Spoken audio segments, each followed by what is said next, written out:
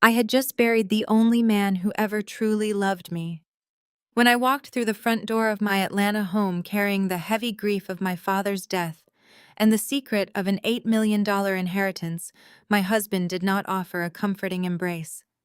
Instead, he tossed a thick stack of divorce papers onto our custom marble kitchen island. He smirked and demanded his half of everything, completely unaware that the man he was trying to rob had already handed me the exact tools to destroy his entire life. Before I continue this story, let me know where you are watching from in the comments below. Hit like and subscribe if you have ever had to outsmart someone who mistook your silence for weakness. My name is Nia, and I am 34 years old. I am the founder of a successful logistics data analytics company, a proud graduate of Spelman College. And until that Tuesday afternoon, I thought I was in a relatively stable, if emotionally distant, marriage. The flight back from Chicago had been exhausting. The sky over Lake Michigan was gray and unforgiving, perfectly matching the hollow ache in my chest. I had spent the last 5 days planning a memorial comforting relatives and sitting in a sterile downtown law office for the reading of my father's will. My father, Winston, was a self-made titan in the transportation industry. He built his empire from a single used delivery truck into a nationwide fleet. He was tough, perceptive, and fiercely protective of me.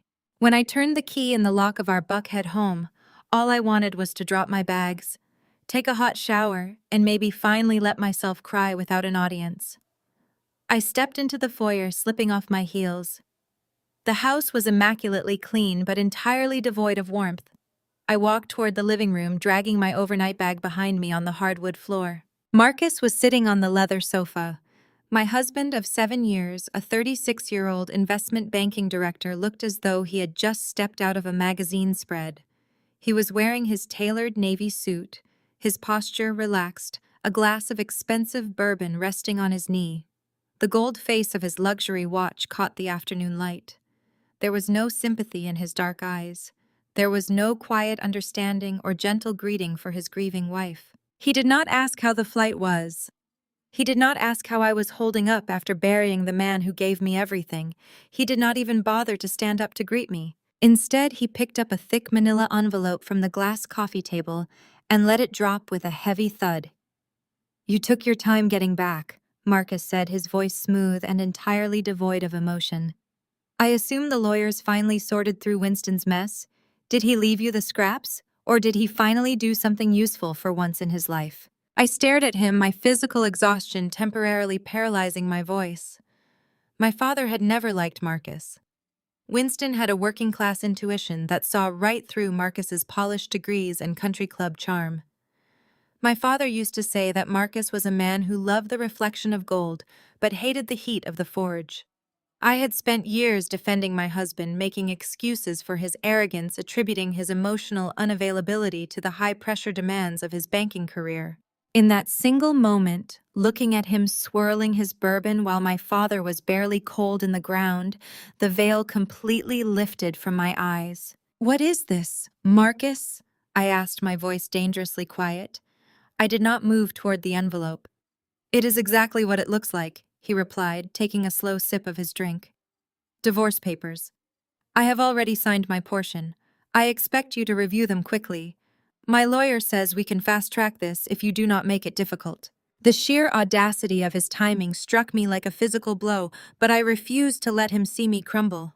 I stood tall, channeling every ounce of strength my father had instilled in me.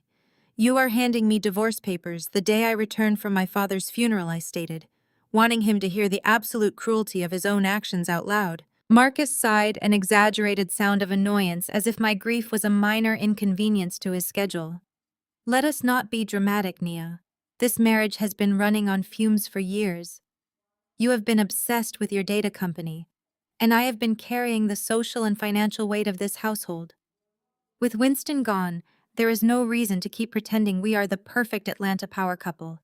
It is time to cut our losses and divide the assets." Divide the assets? The words hung in the air. That was what this was really about. Marcus had conveniently skipped the funeral, claiming an unavoidable quarterly review at the bank. But he had been waiting like a vulture for the will reading to conclude. He knew my father was wealthy, though he never knew the exact extent of it. I walked slowly to the coffee table, leaving my bag in the hallway. I picked up the envelope and pulled out the crisp, legally binding pages. I scanned the first few paragraphs. The demands were staggering. Marcus was asking for 50% of my data analytics company, a business I had built from the ground up while he scoffed at my late nights. He was asking for substantial alimony to maintain his lifestyle, claiming his banking bonuses were volatile. And most insultingly, he had included a clause demanding an equal split of any recent liquid inheritances acquired during the marriage. He wanted my father's money. The realization was sharp and metallic. "You want half of my inheritance," I said, looking up from the pages.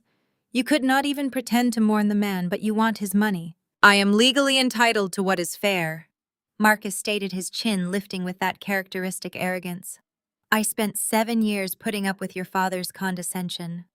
I smiled and nodded through every awful family dinner. I earned my cut, Nia. Consider it compensation for my time. Plus, my lawyer assures me that any commingled assets, including whatever Winston just dumped into your accounts, are fair game in this state. You have money now. I have needs. It is simple math. My heart beat with a slow, heavy rhythm. He thought I was weak. He thought the grief had left me vulnerable and pliable. He assumed that because I had always chosen peace in our marriage, I would simply hand over my hard-earned success and my father's legacy just to make the conflict go away. He expected the quiet, accommodating wife who used to shrink under his dominant personality. But he forgot who raised me. Winston did not raise a victim. He raised a survivor. And at that will reading in Chicago, the lawyers had revealed that my father had left me $8 million in an airtight private trust and a spectacular mansion in Lake Tahoe. It was a fortune Marcus had zero legal claim to, under the specific structuring my father had meticulously arranged. I carefully placed the divorce papers back on the coffee table. I did not cry. I did not scream. I looked at the man I had once promised my life to, seeing nothing but a parasite dressed in designer wool. "You are right, Marcus," I said, my voice perfectly level. "It is simple math, and I promise you by the time this is over, you will get exactly what you have earned." Marcus smirked, leaning back into the sofa cushions, clearly mistaking my calm demeanor for surrender. "Good. I am glad you are finally being reasonable. Have your lawyer call mine by Friday. We have a lot of property to liquidate." He had no idea that he had just declared war on a woman holding a royal flush.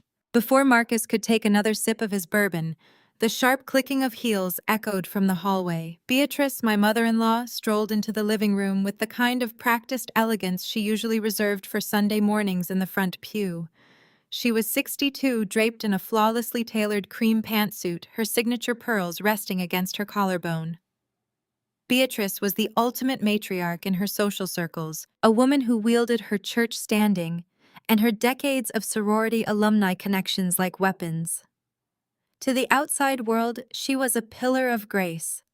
To me, she had always been a suffocating presence, a woman who judged every breath I took because I built my own wealth instead of marrying into it like she expected her son to do. She did not offer a word of condolence for my father. Instead, she stood beside Marcus, placing a manicured hand on his shoulder, forming a united front. Her lips curved into a smile so toxic it could have withered the orchids on the dining table. "Do not bother unpacking that bag," Nia Beatrice said, her voice dripping with artificial sweetness. "There's absolutely no reason for you to get comfortable. The house is already sold." I looked from Marcus to Beatrice. Sold. The word hung suspended in the quiet of the living room. "That is right," Beatrice continued, clearly enjoying every second of her performance. "The deal was finalized this morning while you were flying back. You have until the weekend to gather your clothes and whatever little knickknacks you brought into this marriage. Marcus has generously agreed to let you use the guest room until Sunday, but after that you are out. The new owners want immediate possession."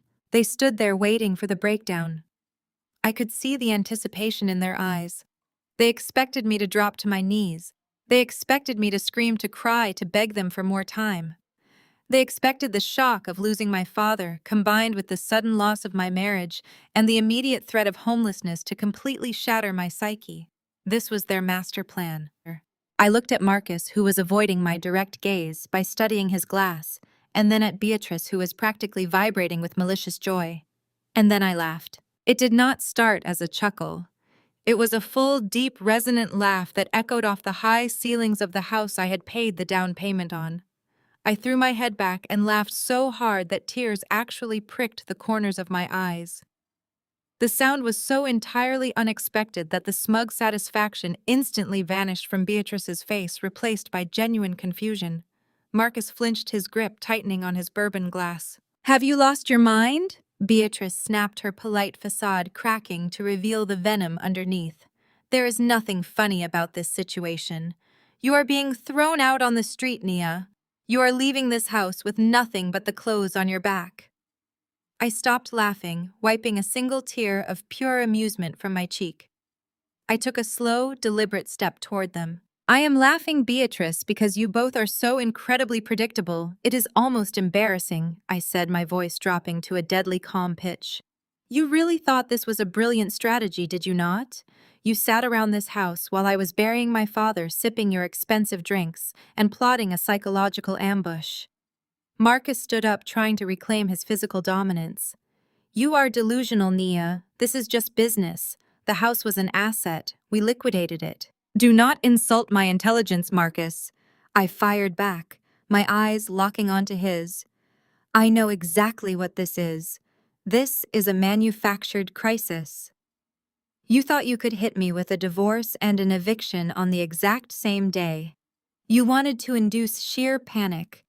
You wanted me to feel so terrified, so cornered, and so desperate for a roof over my head that I would do anything to make the pain stop." I turned my gaze back to Beatrice, who was gripping her pearls. "And what was the ultimate goal, Beatrice? Let me guess. You figured a grieving homeless woman would be incredibly easy to manipulate in mediation. You thought I would be so desperate to secure a fast settlement that I would gladly dip into the $8 million trust my father just left me. You wanted me to use my legally protected inheritance to buy my way out of this ambush." Neither of them spoke. The silence in the room was deafening. I had stripped their entire playbook bare in less than 2 minutes. "You must think I am an absolute fool." I continued, my voice sharp enough to cut glass. "I graduated top of my class at Spelman. I built a data analytics firm that predicts market behaviors and human patterns for a living. You really thought I could not predict the behavior of a greedy mama's boy and a mother-in-law who worships social status more than she worships God." "How dare you speak to me that way?" Beatrice gasped, pressing a hand to her chest. "My son provided for you. He gave you this beautiful life. He gave you this house. You would be nothing without the prestige of marrying a banking director." I took another step forward, invading her personal space. "Provided for me." That is a fascinating narrative, Beatrice. Let us talk about providing. Let us talk about how my tech company generated more revenue in its second year than Marcus has ever seen in his annual banking bonuses. Let us talk about how Marcus drives a Porsche that my corporate account quietly finances because he blew his own commissions on bad investments and flashy suits to impress your church friends. Marcus stepped between us, his face flushing a deep, angry red. "Keep your voice down, Nia. You do not get to disrespect my mother in my house." "It is not your house, Marcus," I reminded him, staring him down. "It never was. You might have your name on some vanity paperwork, but we both know whose money truly keeps the lights on. And the fact that you thought you could secretly sell it behind my back while I was standing over my father's casket shows exactly what kind of man you are. You are a coward. You waited until the only man who could hold you accountable was dead." "You can run your mouth all you want," Marcus sneered, trying to recover his bravado. "But the reality has not changed. The papers are signed. The buyers have the deed. You have no leverage here, Nia. Your father is gone, your marriage is over, and your house is sold. You can take your smart mouth and your Spelman degree and pack your bags." Beatrice recovered her smug smile, stepping out from behind her son. "Sunday evening, Nia. I suggest you start finding some cardboard boxes. Maybe one of your little startup employees can help you carry them. I looked at the two of them standing together in their ignorance. They were so utterly convinced of their own brilliance. They thought they had trapped me in a corner. They thought the threat of being homeless would force me to surrender my father's hard-earned money. They wanted me broken. Instead, I felt an absolute terrifying clarity. I will gladly pack my bags, I said, keeping my posture perfectly straight. I will pack my bags and I will walk out of those front doors. But let me make one thing crystal clear to both of you. You thought you were playing chess, but you do not even know what game is actually on the board. You wanted my father's money so badly that you blinded yourselves to the reality of what you are actually doing. I picked up my overnight bag from the floor. You have until Sunday, I said, mimicking Beatrice's earlier tone. Enjoy the celebration while it lasts. Because by the time the weekend is over, you are going to realize exactly who you just tried to steal from. I turned my back on them and walked toward the grand staircase, leaving Marcus and Beatrice standing in the living room. I did not shed a single tear. I did not look back. Let them think they had won this round. Let them bask in their false victory. Because they had no idea that I already held every single string and I was about to pull their entire world apart. I had barely placed my foot on the first step of the grand staircase when the heavy oak front door swung open. A gust of warm Atlanta air blew into the foyer, followed immediately by a voice so loud and abrasive it made my teeth ache. Tell me you popped the champagne, Marcus Brad boomed, marching into the entryway with the swagger of a man who thought he had just conquered the world. Brad was Marcus's brother-in-law, married to his older sister. He was a white, slick-haired real estate broker who wore suits that were a little too shiny and a smile that never quite reached his eyes.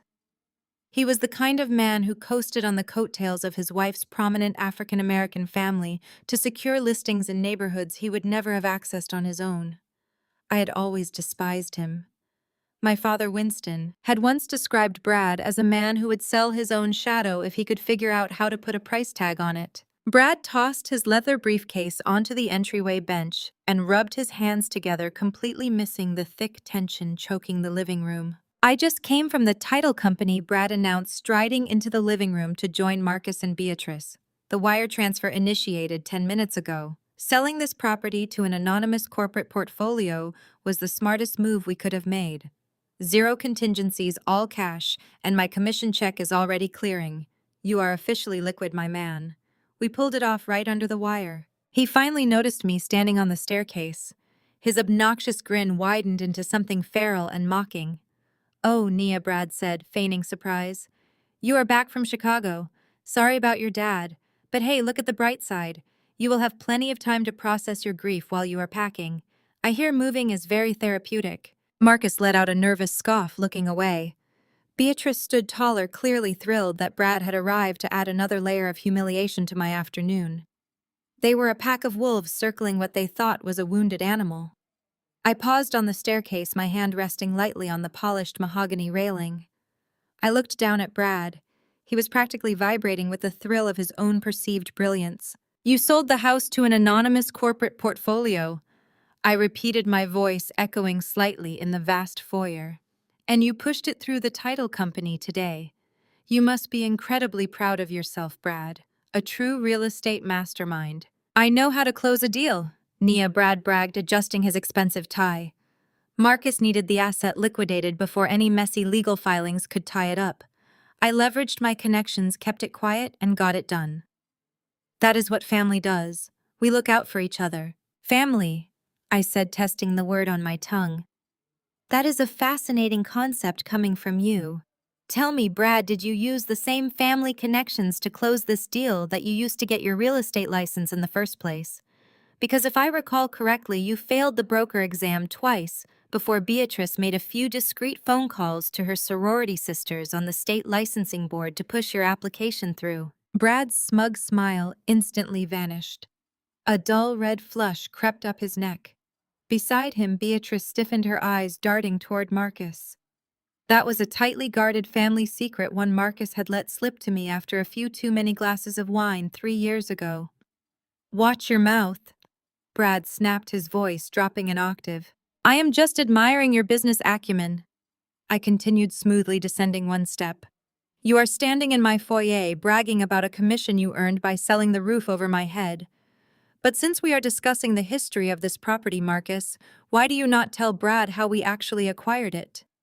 Marcus refused to meet my eyes. He stared stubbornly at the floor. No, I said, my voice hardening. Do not look away from me. Tell him, Marcus. Tell your brilliant broker how we afforded the down payment on an $800,000 house 5 years ago, when your bank was threatening to fire you for failing to meet your quarterly quotas. Silence stretched across the room. I could hear the faint hum of the air conditioning. Since my husband has suddenly lost his voice, I will enlighten you, I said, looking directly at Brad. 5 years ago, Marcus was drowning in credit card debt. His car was a month away from being repossessed. We needed a house to maintain the illusion of his success for his promotion board, so I liquidated my entire Spelman College savings fund. I drained the trust my father set up for me when I was a teenager. Every single dime of the $200,000 down payment came from my accounts. Marcus did not contribute a single cent. Brad shifted uncomfortably, glancing at Marcus for confirmation. Marcus offered nothing but a clenched jaw. I bought this house, I stated, my voice ringing with absolute authority. I bled for this house while Marcus played dress-up at the bank. And you really thought you could just sell it out from under me with a few forged signatures and a shady cash buyer? It is a community property state, Nia. Brad fired back, trying to regain his footing.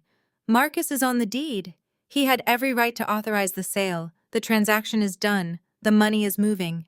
You can bring up ancient history all you want, but it does not change the fact that you do not own this property anymore. You need to leave. I looked at the three of them.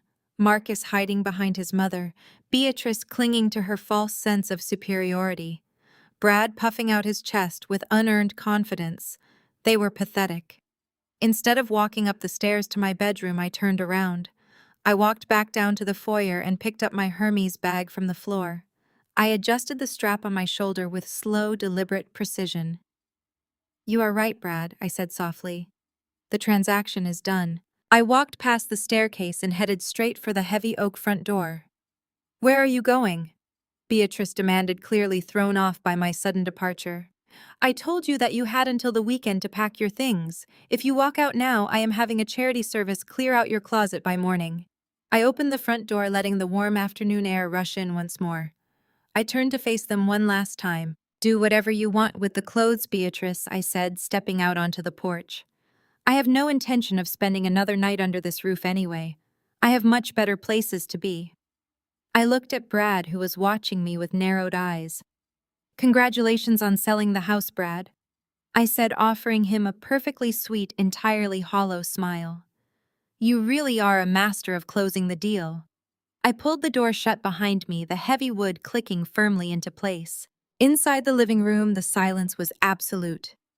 For a brief second, victory hung in the air for the three of them. Then Brad frowned. He walked over to the glass coffee table where the manila envelope still sat. He looked down at the divorce papers Marcus had presented to me. He picked up the top sheet. His blood ran cold. Marcus, Brad said, his voice suddenly stripped of all its previous bravado. What? Marcus snapped, rubbing his temples. Brad held up the divorce petition. The signature line at the bottom of the page was completely blank. She did not sign it. Brad whispered, a terrifying realization dawning on his face. Marcus, she did not sign the asset division agreement. Beatrice frowned, stepping closer. So what? We will force her to sign it in mediation. The house is already sold. We have the cash. You do not understand, Brad said, his hands beginning to shake as he looked from the blank signature line to the front door I had just walked through. If the divorce petition and the asset division are not legally signed by both parties, and the property was acquired using her verifiable separate funds for the down payment, she can freeze the sale. Worse, she can contest the title transfer. Marcus finally looked up, the color draining from his face. But the wire transfer already initiated.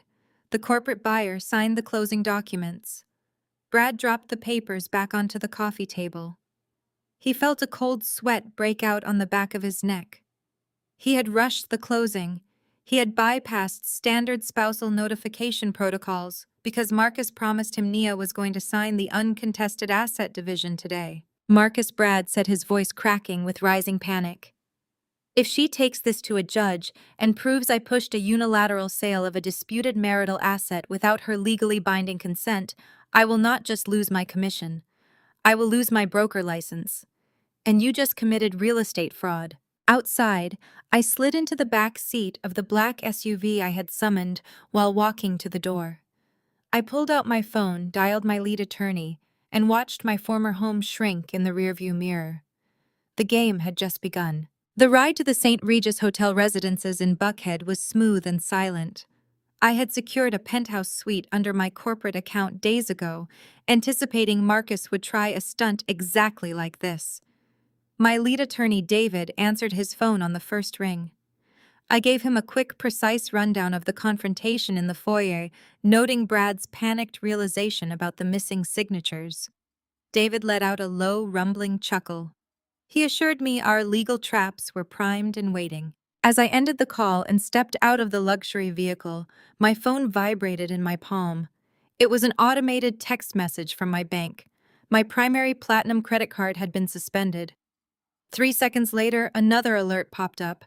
The joint checking account we used for household expenses was entirely drained and locked.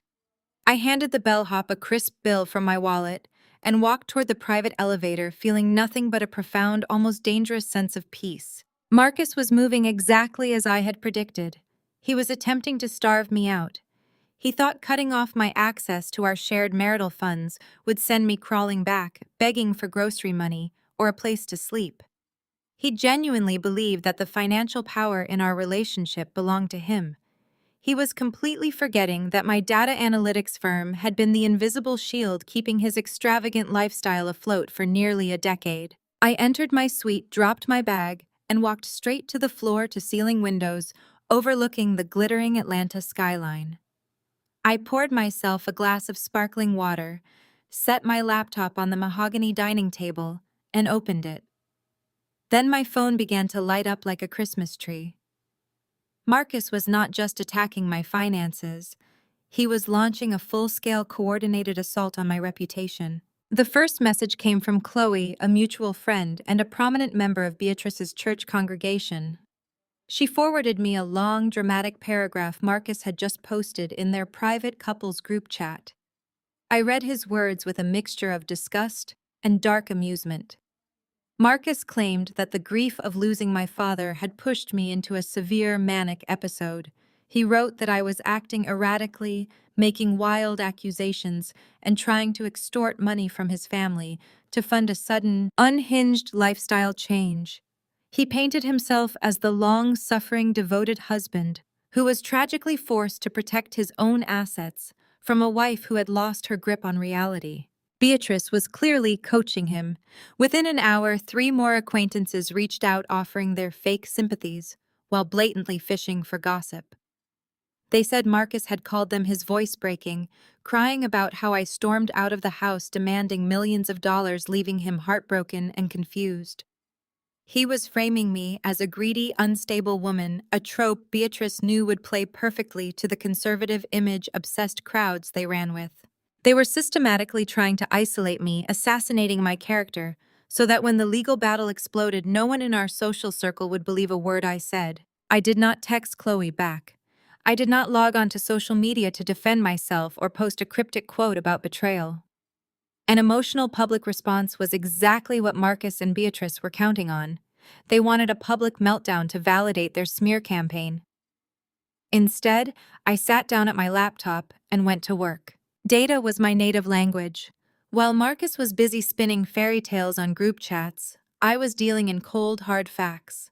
I logged into our joint financial portal and exported the entire transaction history for the past 7 years. I downloaded the exact timestamps showing Marcus transferring the marital funds into a private account under his mother's name just moments after I walked out the front door. That action alone was a direct violation of standard divorce proceedings, a frantic attempt to hide assets that a judge would immediately penalize. But I did not stop there. I accessed my corporate server and pulled up the forensic accounting reports my team had quietly compiled over the last 3 months. I had every receipt of Marcus's hidden credit cards. I had the digital footprint of the exorbitant gifts he bought to impress his banking colleagues, the custom-tailored suits, the vintage watches, the expensive steakhouse dinners he claimed were covered by his firm. I even had the email threads between him and Brad, explicitly discussing how to bypass my signature on the house sale to get a quick cash payout.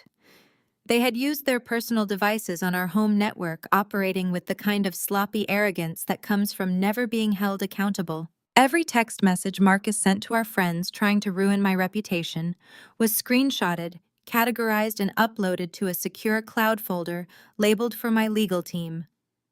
He was handing me a defamation lawsuit wrapped in a perfect little bow. I watched the digital evidence mount a mountain of undeniable proof that Marcus, Brad, and Beatrice were not victims, but calculated predators. The more Marcus texted his friends playing the martyr, the tighter he tied the noose around his own neck. He thought locking my credit cards would leave me helpless and stranded. He had no idea I had already moved my substantial corporate dividends into a secure offshore trust the moment my father's health began to decline. I had more liquid capital at my disposal in 1 hour than Marcus had earned in his entire miserable career. He wanted to play dirty with a few $1,000s in a joint account while I was guarding an empire. I sat back in my plush chair, letting the quiet luxury of the penthouse wash over me. Let him have his night of storytelling. Let Beatrice rally her church friends, activate her sorority network, and play the victimized mother-in-law. They were building a house of cards on a foundation of lies, completely unaware of the hurricane heading their way. Tomorrow was Sunday. I knew exactly where Beatrice would be, and I knew exactly how I was going to dismantle their carefully crafted illusion right in front of the very audience they were trying to manipulate. Sunday morning in Atlanta carried a specific kind of weight, especially at Mount Zion Fellowship. It was not just a place of worship. It was a social battleground, a runway of tailored suits, wide-brimmed hats, and quiet judgments. For Beatrice, this megachurch was her absolute domain. She sat on the prominent deaconess board. Her sorority sisters occupied the entire second row, their signature colors a united front of social power. They were the gatekeepers of reputation in this community, and Beatrice was their reigning queen. Today, Beatrice was ready to deliver the performance of a lifetime. I arrived 30 minutes after the service began, slipping through the side entrance and standing in the shadowed alcove near the balcony stairs.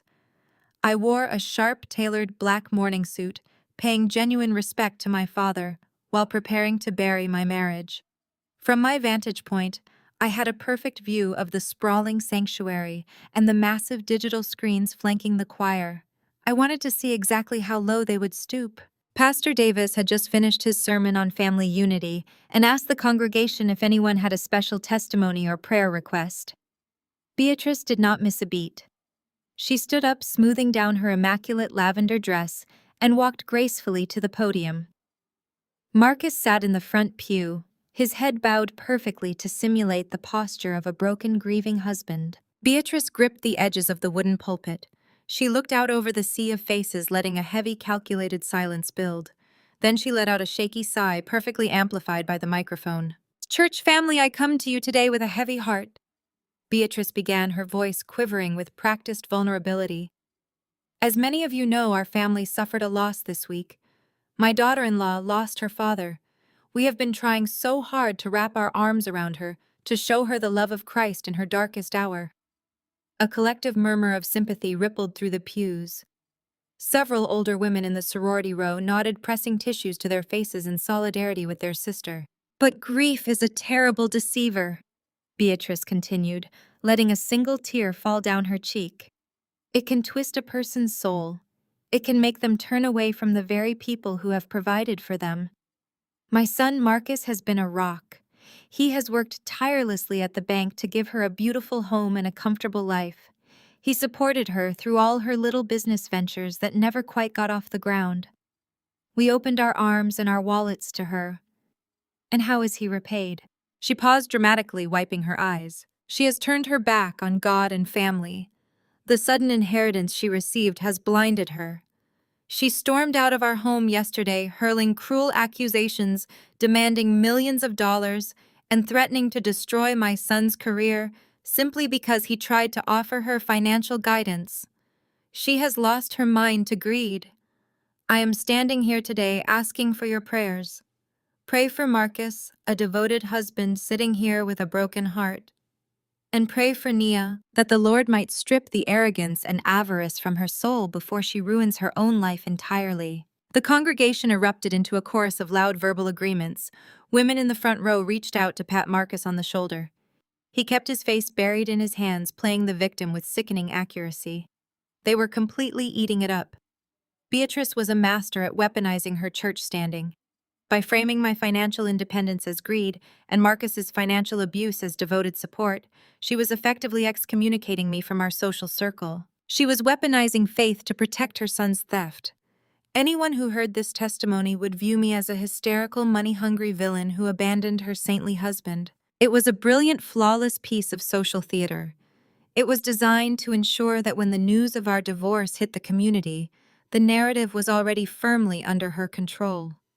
It was also the exact moment I decided to walk out of the shadows. I stepped away from the alcove and moved into the center aisle. I did not rush. I walked with the slow, measured cadence of a woman who owned the ground she stepped on. The sharp click of my designer heels against the polished marble floor echoed through the vast sanctuary. At first, only the people in the back rows noticed me. They turned their heads, their expressions morphing from pious sympathy to absolute shock. The whispers started immediately spreading forward like a wave crashing toward the pulpit. One by one, heads turned. The murmurs of support died in their throats. The heavy, judgmental atmosphere Beatrice had just cultivated suddenly evaporated, replaced by a thick, suffocating tension. The prodigal, supposedly manic daughter-in-law was not hiding in shame. She was marching straight to the altar. Beatrice was still wiping her fake tears when she finally noticed the sudden silence in the room. She looked up from her tissue. Her eyes locked onto mine as I walked straight down the center aisle. The color drained from her face so fast she looked physically ill. Her hand froze in midair. Marcus, sensing the abrupt shift in the room's energy, lifted his head from his hands. When he saw me approaching the front, his jaw actually dropped. He looked like a deer caught in the headlights of an oncoming freight train. I did not break eye contact with Beatrice. I kept my chin high, my posture radiating absolute authority. I was not the broken, manic woman she had just described. I was calm, collected, and dressed with impeccable grace. The contrast between her tearful, dramatic description of my mental state and my actual physical presence in that aisle was striking. I looked completely rational, highly successful, and deeply dangerous. Pastor Davis stepped forward, looking incredibly uncomfortable. He gripped his Bible, glancing between Beatrice at the pulpit and me approaching the altar. "Sister Nia," Pastor Davis said into his microphone, his voice echoing awkwardly over the silent crowd. "We were just lifting you up in prayer during this difficult season of loss." I reached the front of the church, stopping right at the base of the altar stairs, mere feet away from where Marcus sat frozen in the pew. I looked up at Beatrice, who was gripping the podium so tightly her knuckles were white. "I heard the prayer, Pastor Davis," I said, projecting my voice clearly so that the front half of the congregation could hear every word. "And I appreciate the sentiment. But I felt it was only right to come down here and join my loving family in person, especially since my mother-in-law was just sharing such a compelling testimony about our financial situation." Beatrice swallowed hard. Her confident, sorrowful facade was cracking right in front of her most loyal followers. The sorority sisters in the second row exchanged bewildered glances. Beatrice opened her mouth to speak, to try and redirect the narrative, but her voice failed her. She knew exactly what I was capable of, and she was terrified of what I might say next. Marcus shot up from his seat, moving quickly to try and intercept me. He reached out to grab my arm, plastering a fake tight smile on his face for the watching crowd. "Nia, honey, let us go outside," Marcus muttered through gritted teeth, keeping his voice low enough that the microphones would not pick it up. "You are upset. You do not want to do this here. Let us preserve our dignity." I stepped back smoothly, easily avoiding his grasp. I made sure my next words were loud enough for the entire first 5 rows to hear clearly. Do not touch me, Marcus. I said, my tone lethal, but perfectly controlled. You brought this into the sanctuary. You let your mother stand up there and lie to this entire congregation about who provides for who. You wanted a public audience for our marital issues, and you wanted to use the Lord's house to cover up your own financial sins. Well, you have your audience. The silence in the sanctuary was absolute.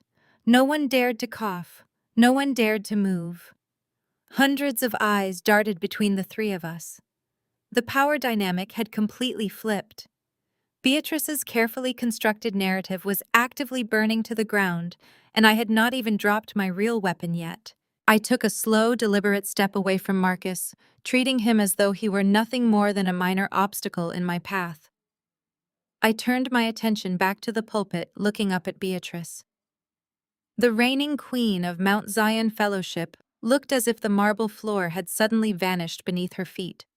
Her knuckles were bone white as she gripped the wood of the podium, her mouth opening and closing soundlessly. You stood up here and asked for prayers, I said, my voice projecting effortlessly through the cavernous room without the aid of a microphone. You painted a beautiful, tragic picture of a devoted son and a greedy, unhinged daughter-in-law. It was a spectacular performance, Beatrice. But since we are standing in the house of truth, I think it is only appropriate that the congregation hears the actual gospel. Pastor Davis shifted his weight, his hand hovering near his own microphone, but he did not intervene.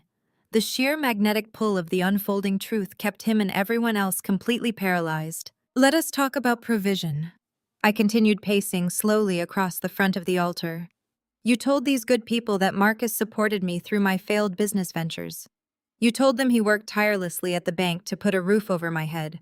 But the Lord despises a false witness, Beatrice. And financial records do not lie. I stopped in front of the ornate brass collection plate resting on the communion table.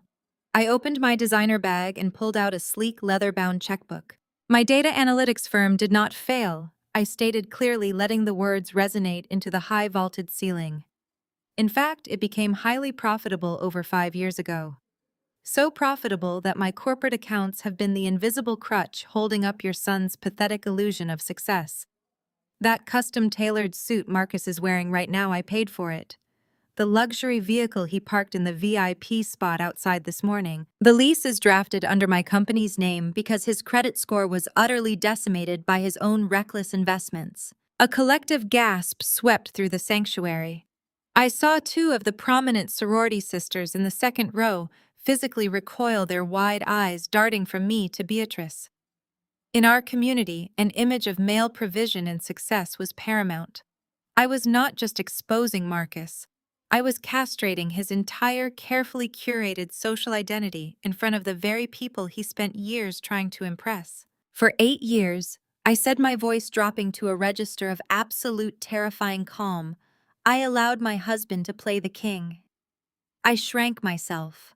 I stayed quiet at family dinners while you belittled my ambitions. I let you mock my late nights and my entrepreneurial struggles.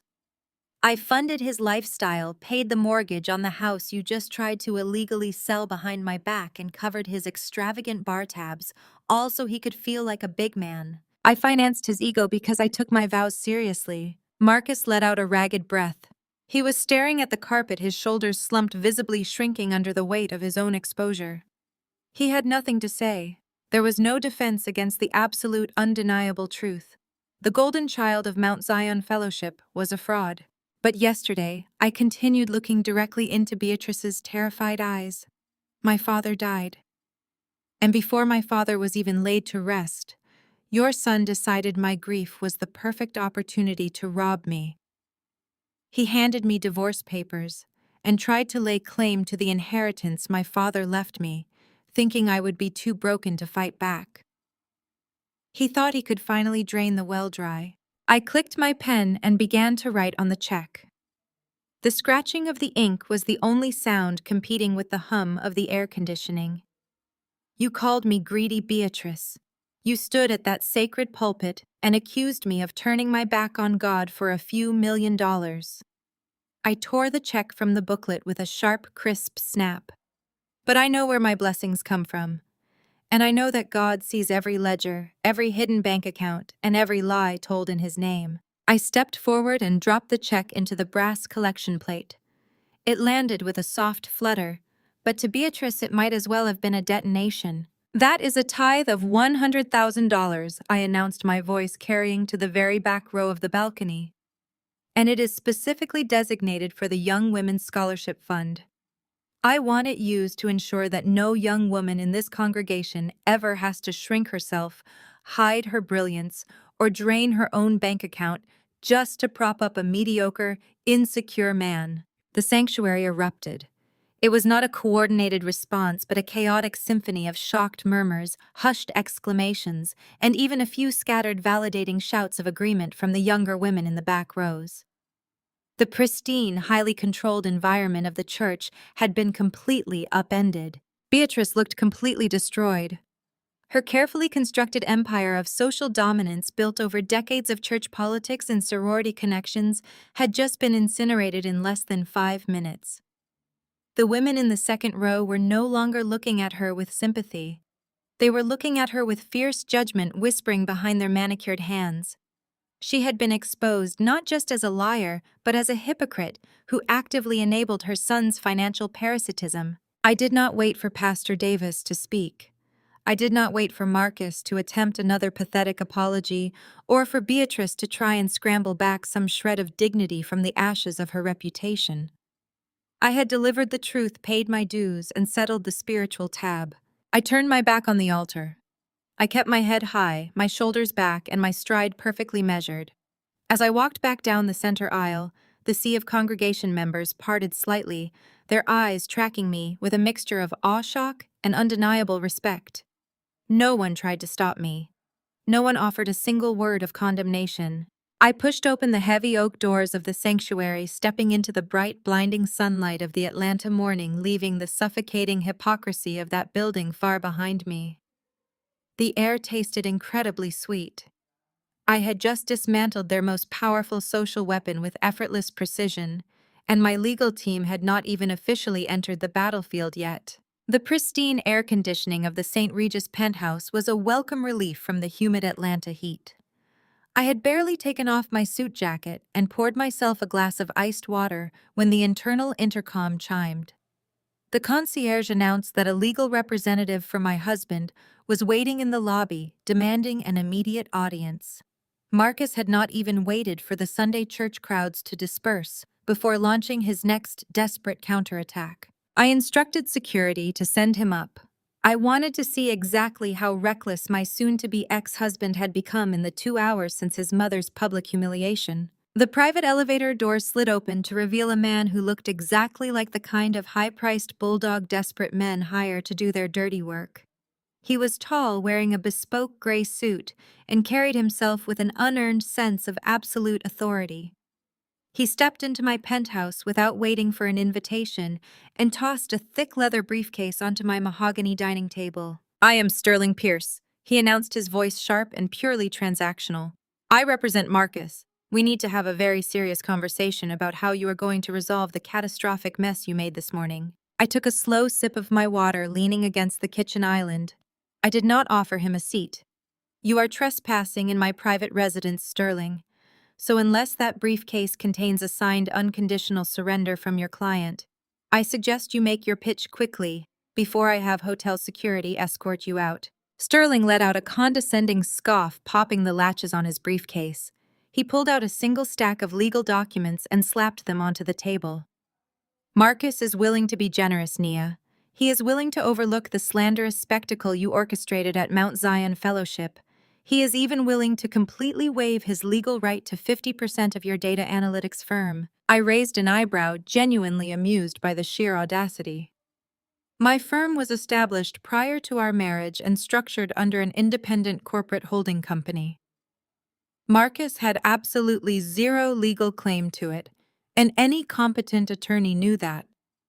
They were offering me something they did not own in exchange for something they desperately wanted. "And what exactly does Marcus expect in return for this extraordinary generosity?" I asked, keeping my tone completely flat. Sterling tapped a manicured finger against the top document. "The Lake Tahoe estate. You will sign a quitclaim deed transferring full ownership of the property to Marcus by 5 o'clock tomorrow. You do that, and the divorce proceeds quietly. You keep your little tech company, Marcus gets the vacation home, and everyone walks away without any further public embarrassment. I looked at the paperwork, then back at Sterling. A genuine chilling laugh escaped my lips. You marched into my home on a Sunday afternoon to demand an $8 million property that was left to me in a protected private trust. You and Marcus are both operating under the delusion that I am easily intimidated. You can pack up your paperwork, Sterling. The answer is absolutely not. Sterling did not pack his briefcase. Instead, his confident expression morphed into a predatory glare. He leaned heavily against my dining table, lowering his voice to a threatening pitch. I do not think you understand the position you are in, Nia. Marcus lived in your house for 7 years. He had unfettered access to your home office, your trash, your discarded corporate documents. He knows how rapidly your firm scaled, and he is fully prepared to file a formal whistleblower complaint with the Internal Revenue Service and the Securities and Exchange Commission tomorrow morning. The threat hung in the quiet air of the penthouse. He is going to swear out an affidavit claiming that you have been illegally offshoring corporate profits to evade federal taxes. Sterling continued twisting the knife. He is going to allege massive corporate fraud. Now, maybe it is true, or maybe it is entirely fabricated. It honestly does not matter. The moment the IRS opens an investigation, your corporate accounts will be frozen. Your Fortune 500 clients will immediately terminate their contracts to avoid the PR fallout. Your reputation in the tech industry will be completely eradicated before the audit even concludes. Sterling picked up a silver pen and slid it across the polished wood toward me. Sign the deed to the Tahoe estate, Nia. Hand over the property, or Marcus burns your entire life's work to the ground by tomorrow morning. For 10 agonizing seconds, the room was perfectly silent. Sterling stood there, a smug, triumphant grin spreading across his face. He thought he had delivered the ultimate checkmate. He thought he had backed the vulnerable, grieving widow into an inescapable corner. He fully expected me to panic, to cry, or to frantically reach for the pen to save my company. Instead, a wide, terrifyingly serene smile spread across my face. Marcus was truly the most short-sighted man I had ever met.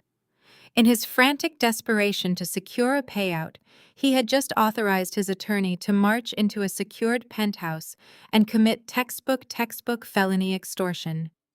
He was threatening to file a false federal report to blackmail me out of an $8 million asset.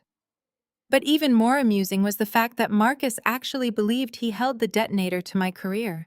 He was entirely oblivious to the explosive device that was already strapped to his own chest. You really should have done your due diligence on my father before you took Marcus as a client. Sterling, I said softly. My father did not just leave me money. He left me a highly sophisticated financial ecosystem. And Marcus just triggered the security system. I ignored the silver pen. I reached into my pocket, pulled out my phone, and dialed a number I had kept on speed dial for exactly this moment. The line rang twice before my lead executive assistant answered. Maya, I said, keeping my eyes locked dead onto Sterling's suddenly faltering expression. Yes, Nia, she answered, her voice crisp and ready.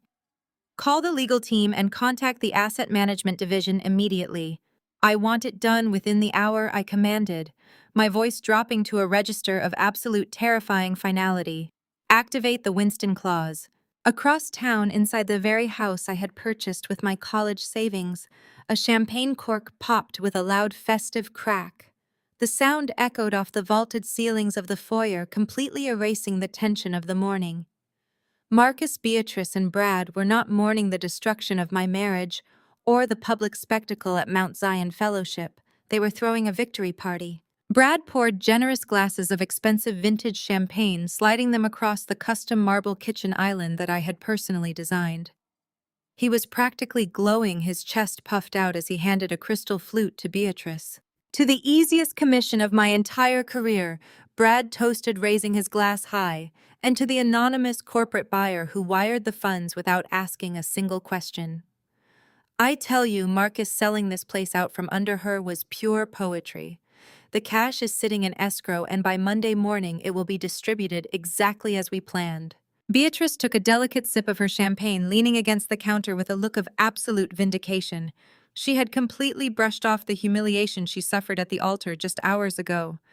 In her mind, the financial victory easily eclipsed any temporary social embarrassment. "Let the churchwomen whisper," Beatrice said smoothly, waving a manicured hand as if swatting away a fly.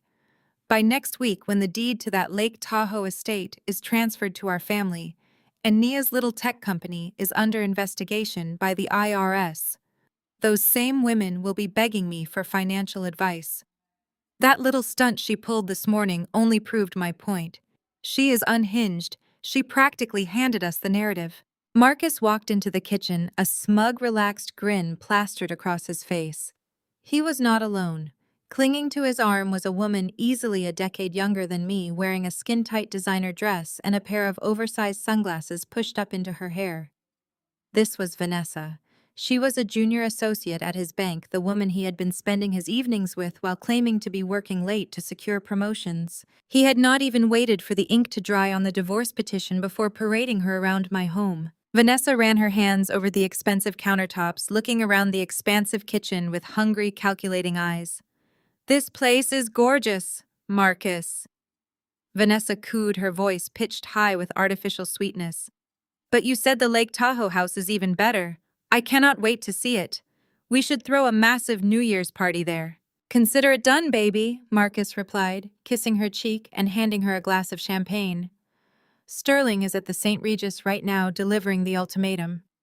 Naya is sitting in that hotel room realizing she has absolutely no cards left to play. She is terrified of losing her business. She will sign over the Tahoe property by tomorrow just to keep me from blowing the whistle on her offshore accounts. I know exactly how her mind works. She will always protect her company over her pride." The sheer arrogance radiating from the four of them was intoxicating to witness in hindsight. They stood in my kitchen drinking champagne bought with my money, celebrating the theft of my assets, and making vacation plans for a mansion they would never step foot in. They were entirely convinced that their extortion plot was an airtight masterpiece. Brad leaned back against the stainless steel refrigerator, swirling his drink. "I have to admit, Marcus bringing Sterling in to drop the IRS threat was a stroke of genius. It completely distracts her from the fact that we bypassed her signature on the house sale. By the time she even thinks to check the title transfer, the money will be washed through 3 different holding accounts. She is smart with data, but she is completely out of her depth when it comes to real estate loopholes." Marcus chuckled, wrapping his arm tightly around Vanessa's waist. "That is the problem with women like Nia. They think a degree from Spelman and a few good years in the tech sector makes them untouchable. She forgot that I am the one who understands how power actually works in this city. She can drop a $100,000 check in a collection plate to show off, but I am taking the millions she tried to hide." Beatrice smiled warmly at her son, her chest swelling with maternal pride. "You handled this beautifully, Marcus. You are securing your future and removing a very toxic, disrespectful element from our family. Winston always was a stubborn, difficult man, and he raised a daughter just like him. It is only fitting that his money finally ends up in the hands of people who know how to appreciate it." They clinked their glasses together, the crystal ringing with a sharp, clear note of triumph. They began discussing how to divide the incoming cash. Brad was calculating the exact percentage of his broker fee, mentally spending it on a new sports car. Beatrice was already planning a lavish extended vacation to Paris to temporarily escape the church gossip until the dust settled. Marcus and Vanessa were debating whether to renovate the Tahoe estate or simply use it as a winter rental property for their wealthy friends. They walked through the house, opening doors and making casual plans for a future that was already actively disintegrating beneath their feet. Marcus pointed out the custom fixtures I had imported from Italy, telling Vanessa how easily they could be replaced with something more modern. Beatrice criticized the paint colors I had chosen for the dining room, claiming I always lacked true elegance. They treated my home like a conquered territory, dividing the spoils of war while mocking the fallen queen. Not a single one of them stopped to question the incredible convenience of an anonymous corporate buyer paying full asking price in cash with zero contingencies. Not a single one of them wondered why a high-profile tech CEO would retreat to a penthouse and quietly accept an extortion threat without immediately calling the police. They were so blinded by their own greed and their desperate need to put me in my place that they completely ignored every glaring red flag surrounding the transaction. They laughed, they drank, and they celebrated their perceived dominance. The house was filled with the sounds of their victory, a hollow echoing noise that bounced off the empty walls. They thought they had successfully orchestrated the perfect financial ambush. They thought they had broken me. They had absolutely no idea that every single word they spoke, every arrogant boast, and every admission of their extortion plot was being meticulously recorded by the hidden security system I had installed 3 years ago. They had no idea that while they were popping champagne in my kitchen, my legal team was systematically locking down every asset account and property attached to Marcus's name. The celebration was nothing more than the final pathetic gasp of a dying empire, and the clock was rapidly counting down to zero. The sharp, authoritative pounding on the heavy oak front door shattered the laughter echoing through the kitchen. It was not a polite tap. It was the heavy, rhythmic knock of law enforcement. Brad chuckled, setting his champagne flute on the marble island. He adjusted his suit jacket, fully believing he was still the smartest man in the room. Probably the new neighbors coming to complain about the noise. Let me handle this. I will let them know the new owners are going to be throwing a lot more parties in the future. Brad marched to the foyer and pulled the door open with an arrogant smirk. That smirk vanished instantly. I stood on the front porch, the afternoon sun casting a long shadow behind me. I was not alone. Flanking my right side was David, my lead attorney, holding a thick leather binder to his chest. On my left stood 2 uniformed officers from the Atlanta Police Department, their hands resting casually near their utility belts. Behind them stood 2 junior associates from David's firm, looking like sharks ready for a feeding frenzy. "Hello, Brad," I said, my voice perfectly calm and cutting cleanly through the humid air. "I hope we are not interrupting the victory toast." I did not wait for an invitation. I stepped past his frozen frame and walked straight into the foyer, my legal team and the police officers filing in seamlessly behind me. The heavy boots of the officers thudded against the hardwood floor, a sound that instantly sucked all the oxygen out of the house. I walked directly into the kitchen. Marcus was frozen mid-laugh, his arms still wrapped tightly around Vanessa's waist. Beatrice lowered her crystal flute, the champagne sloshing over the rim and staining the front of her immaculate dress. The color drained completely from her face as she took in the police officers standing in her son's perceived kingdom. "What is the meaning of this?" Marcus stammered, his bravado crumbling into dust. He dropped his arm from Vanessa and took a step forward, trying desperately to project a dominance he absolutely did not possess. "You have no right to be here, Nia. I told you this house is sold. You are trespassing." Beatrice quickly tried to regain her false sense of authority, stepping up beside Marcus. "Officers, I want this woman removed immediately," she ordered, pointing a trembling finger at me. "She is a disgruntled ex-wife who is harassing my son. This property belongs to a private corporation now.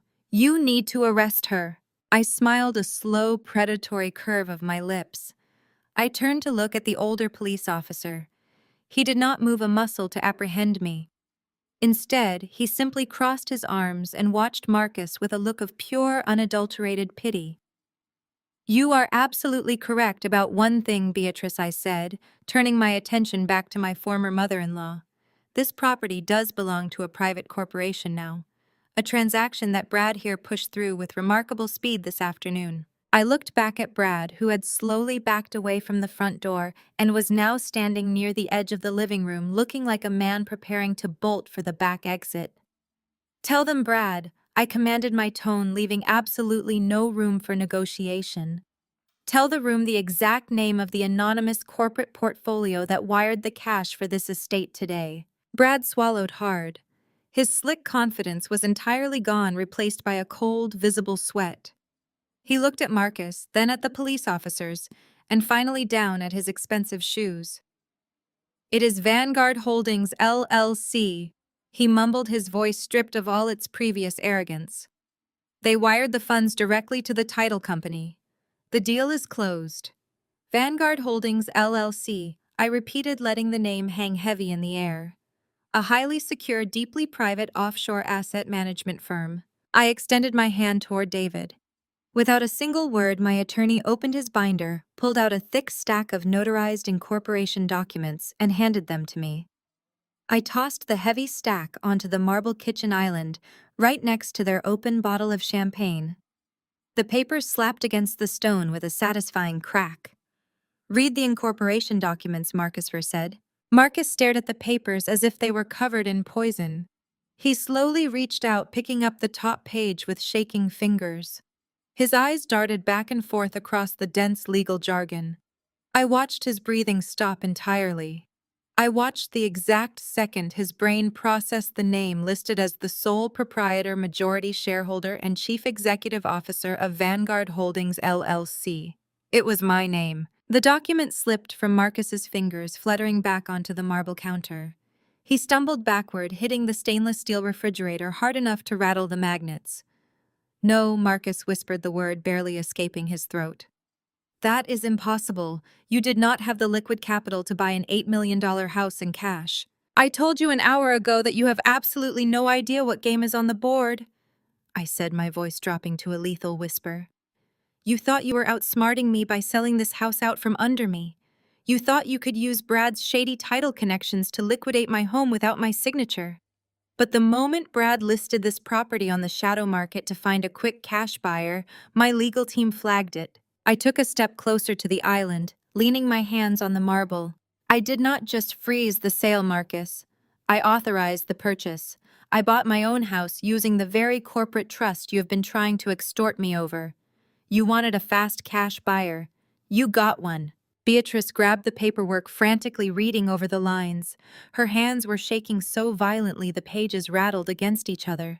"This cannot be legal," she gasped, looking at David with wild, panicked eyes. "This is entrapment. You tricked them." "It is perfectly legal, ma'am," David replied, his tone razor-sharp and entirely devoid of sympathy. "My client is the legal owner of Vanguard Holdings, which is now the legal, uncontested owner of this property. Your son and your son-in-law willfully entered into a real estate transaction with our firm. The funds have cleared. The deed has been transferred to my client's corporation." David stepped forward, placing a second single sheet of paper on the island. "Which brings us to the current situation. This is a formal eviction notice effective immediately. As the sole owner of this property, Vanguard Holdings LLC does not consent to your presence on these premises. You are all officially trespassing." Vanessa, who had been completely silent until this terrifying moment, grabbed her designer purse off the counter. She looked at Marcus with absolute disgust. "You told me you handled her," she hissed, her voice venomous. Without waiting for a response, Vanessa turned on her heel and practically ran out the front door, desperate to avoid being tied to a police incident. Marcus did not even try to stop her. He was too busy staring at the eviction notice, his entire reality crumbling around him. "You cannot do this to us," Marcus shouted, his voice cracking with pure panic. "We still have the money from the sale. We have the cash in the escrow account." "Do you really think I would hand you millions of dollars without a failsafe?" I asked, tilting my head mockingly. "Do you really think I just bought my own house to put cash into your pocket?" I turned to the police officers. "Officers, I am the legal owner of this residence. I want these individuals removed from my property right now. They have 5 minutes to gather whatever they have in their pockets, and then they need to be escorted out."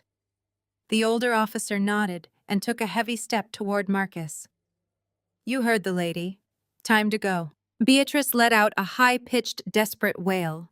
She looked around the kitchen, her eyes wild, realizing that her entire, carefully constructed empire had just been obliterated. The woman who had stood at the pulpit of Mount Zion Fellowship just a few hours ago, preaching about my downfall, was now being kicked out of my house by the Atlanta police. "Nia, please," Beatrice begged, abandoning all of her previous pride and reaching out toward me. "This is a misunderstanding. We are family. You cannot throw your husband out on the street with nowhere to go. What will people at the church say?" "They will say that Marcus should have read the fine print," I replied coldly. And they will say that you should have spent more time praying for your own son's sins instead of broadcasting lies about me. Brad, sensing that the walls were completely closing in, tried to quietly slip past the officers and head for the back door. He kept his head down, moving quickly. But David stepped directly into his path, blocking the exit with his broad shoulders. "Going somewhere?" David asked smoothly, adjusting his glasses. "Because while the eviction covers all of you, my client's ownership of the house is only the first part of this visit. We still need to discuss the fraudulent paperwork you filed to initiate this sale." Brad froze instantly. The color entirely vanished from his face as David blocked his only exit. He tried to stammer a defense, but his vocal cords completely failed him. The reality of his forged real estate documents was finally crashing down on his slick, arrogant shoulders. But Marcus was not ready to surrender. He was still desperately clinging to the one thing he believed could save him. Marcus lunged forward, slamming his hands onto the marble island. "You think you are so brilliant!" Marcus shouted, his voice cracking with wild desperation. "You bought the house. Congratulations! You just paid full market value. That cash is sitting in a third-party escrow account right now. By state law, those funds must be dispersed. You just wired millions of dollars to the title company, and half of that money is legally mine. You just paid me to leave. I am taking my millions and walking out that door." I looked at him with a mixture of profound pity and absolute disgust. He was so blindingly arrogant that he still could not see the massive steel jaws of the trap snapping shut around his legs. I turned to the second junior associate standing quietly near the entryway. I gave her a subtle nod. She stepped forward, unzipping a sleek black portfolio case, and handed me a single heavy red-bound file. I did not open it immediately. I rested my hand flat on the cover, letting the silence in the kitchen stretch until it was almost unbearable. "You really never understood my father," I said, my voice cutting through the heavy air with chilling precision. "You spent 7 years sitting at Winston's dinner table drinking his scotch and treating him like an uneducated truck driver who just got lucky in the logistics business. You thought your shiny banking degree made you smarter than a man who built a national transportation empire from the ground up." Marcus swallowed hard, his eyes darting nervously to the red folder. "My father despised you, Marcus," I continued, taking a slow step toward him. "He saw right through your tailored suits and your country club memberships. He knew you were drowning. He knew your banking career was a house of cards built on massive, reckless margin loans and toxic investments. You thought you were hiding your financial ruin from me, but you could never hide it from him." I flipped the red folder open. I pushed the first stack of heavily redacted bank statements and institutional loan agreements across the island. When the lawyers in Chicago read my father's will, they announced that he left me an $8 million inheritance. I explained, my tone perfectly even. "You immediately assumed that meant $8 million in liquid cash sitting in a checking account waiting to be divided. But Winston did not leave me cash. He left me a highly specialized, aggressive debt acquisition portfolio." Beatrice let out a sharp gasp, her hand flying to her mouth. She was an older woman who understood the ruthless mechanics of wealth, and she was beginning to realize exactly what was happening. "For the last 6 months of his life, while he was dying in a hospital bed, my father hired a team of forensic accountants to quietly investigate your investment banking division," I said, staring directly into Marcus's terrified eyes. "He tracked every single personal loan you leveraged against your future bonuses. He tracked the massive commercial debts you personally guaranteed when your high-risk trades went underwater. You are severely over-leveraged, Marcus. You owe millions to your own bank and to 3 separate private equity firms." I tapped my manicured fingernail against the documents on the marble. "My father used that $8 million to buy your debt. He purchased every single one of your non-performing loans for pennies on the dollar through a network of shadow corporations. And yesterday, those corporations were legally consolidated under one umbrella. Vanguard Holdings, LLC. The kitchen was so silent I could hear the faint ticking of the wall clock. Marcus looked as if all the blood had been siphoned from his veins. He was gripping the edge of the island so tightly, his knuckles were completely white. "I am not just your soon-to-be ex-wife, Marcus. I announced, delivering the absolute crushing blow. I am your primary creditor. I own your debt. I own every single financial obligation you have in this world. I hold the supreme lien on your entire life. But the escrow money, Marcus choked out, his voice reduced to a pathetic trembling whisper. The house sale. That is cash. David, my attorney, stepped away from the door, leaving Brad trembling in the corner. He walked up to the island and looked at Marcus with a predator's smile. As your primary creditor, David explained with brutal legal clarity, Vanguard Holdings filed an immediate prejudgment writ of attachment on all of your incoming assets this morning.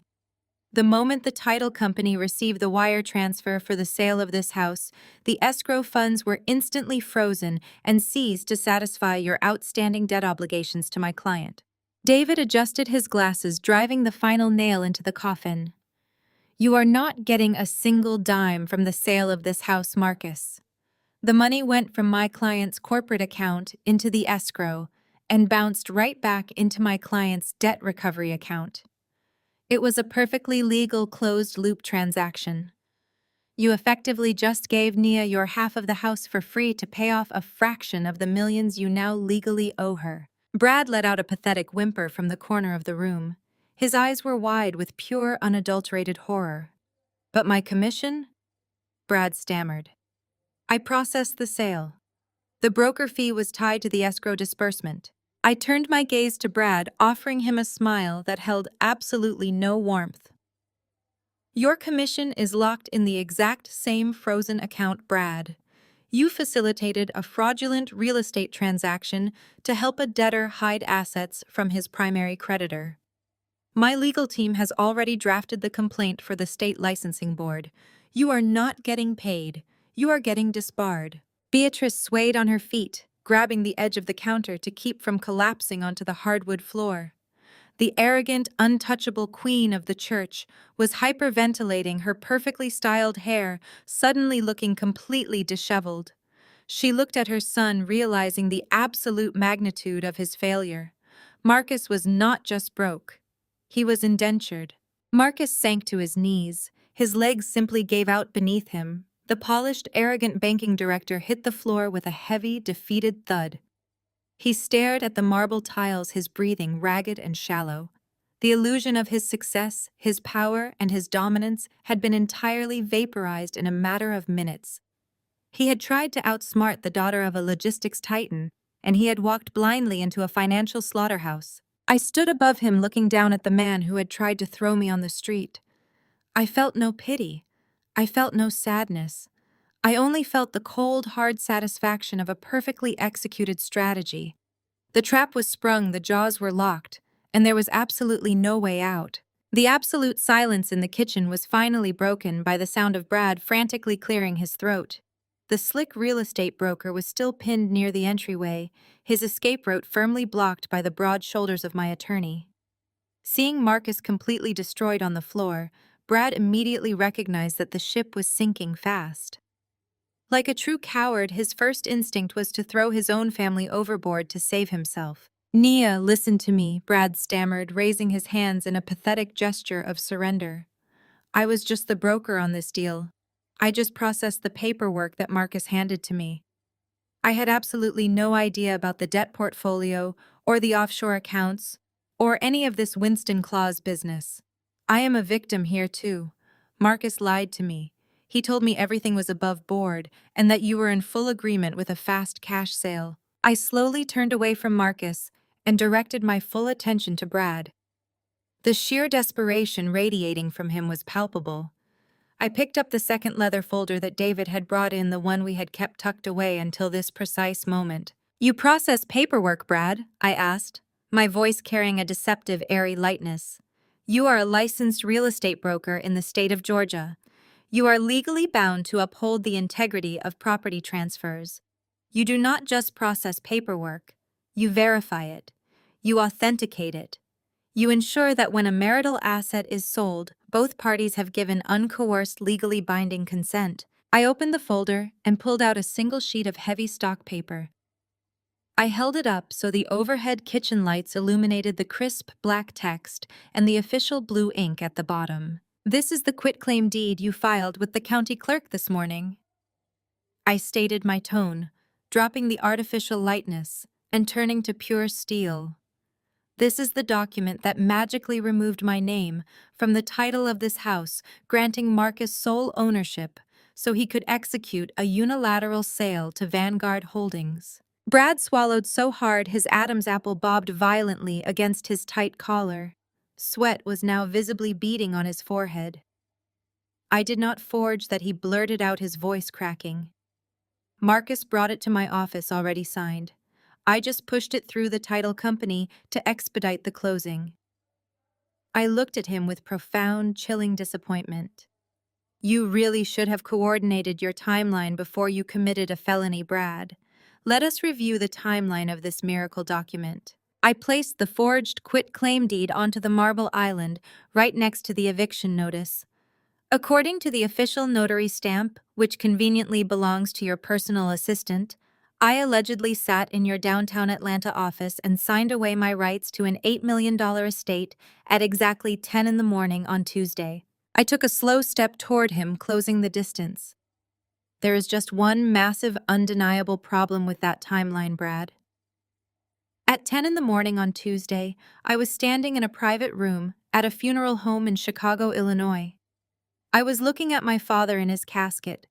I have commercial flight records, hotel checkout receipts, encrypted GPS data from my phone, and the sworn, notarized testimony of 3 separate estate lawyers who were sitting in a room with me 1,000 miles away from your office. Brad physically recoiled, hitting the wall behind him.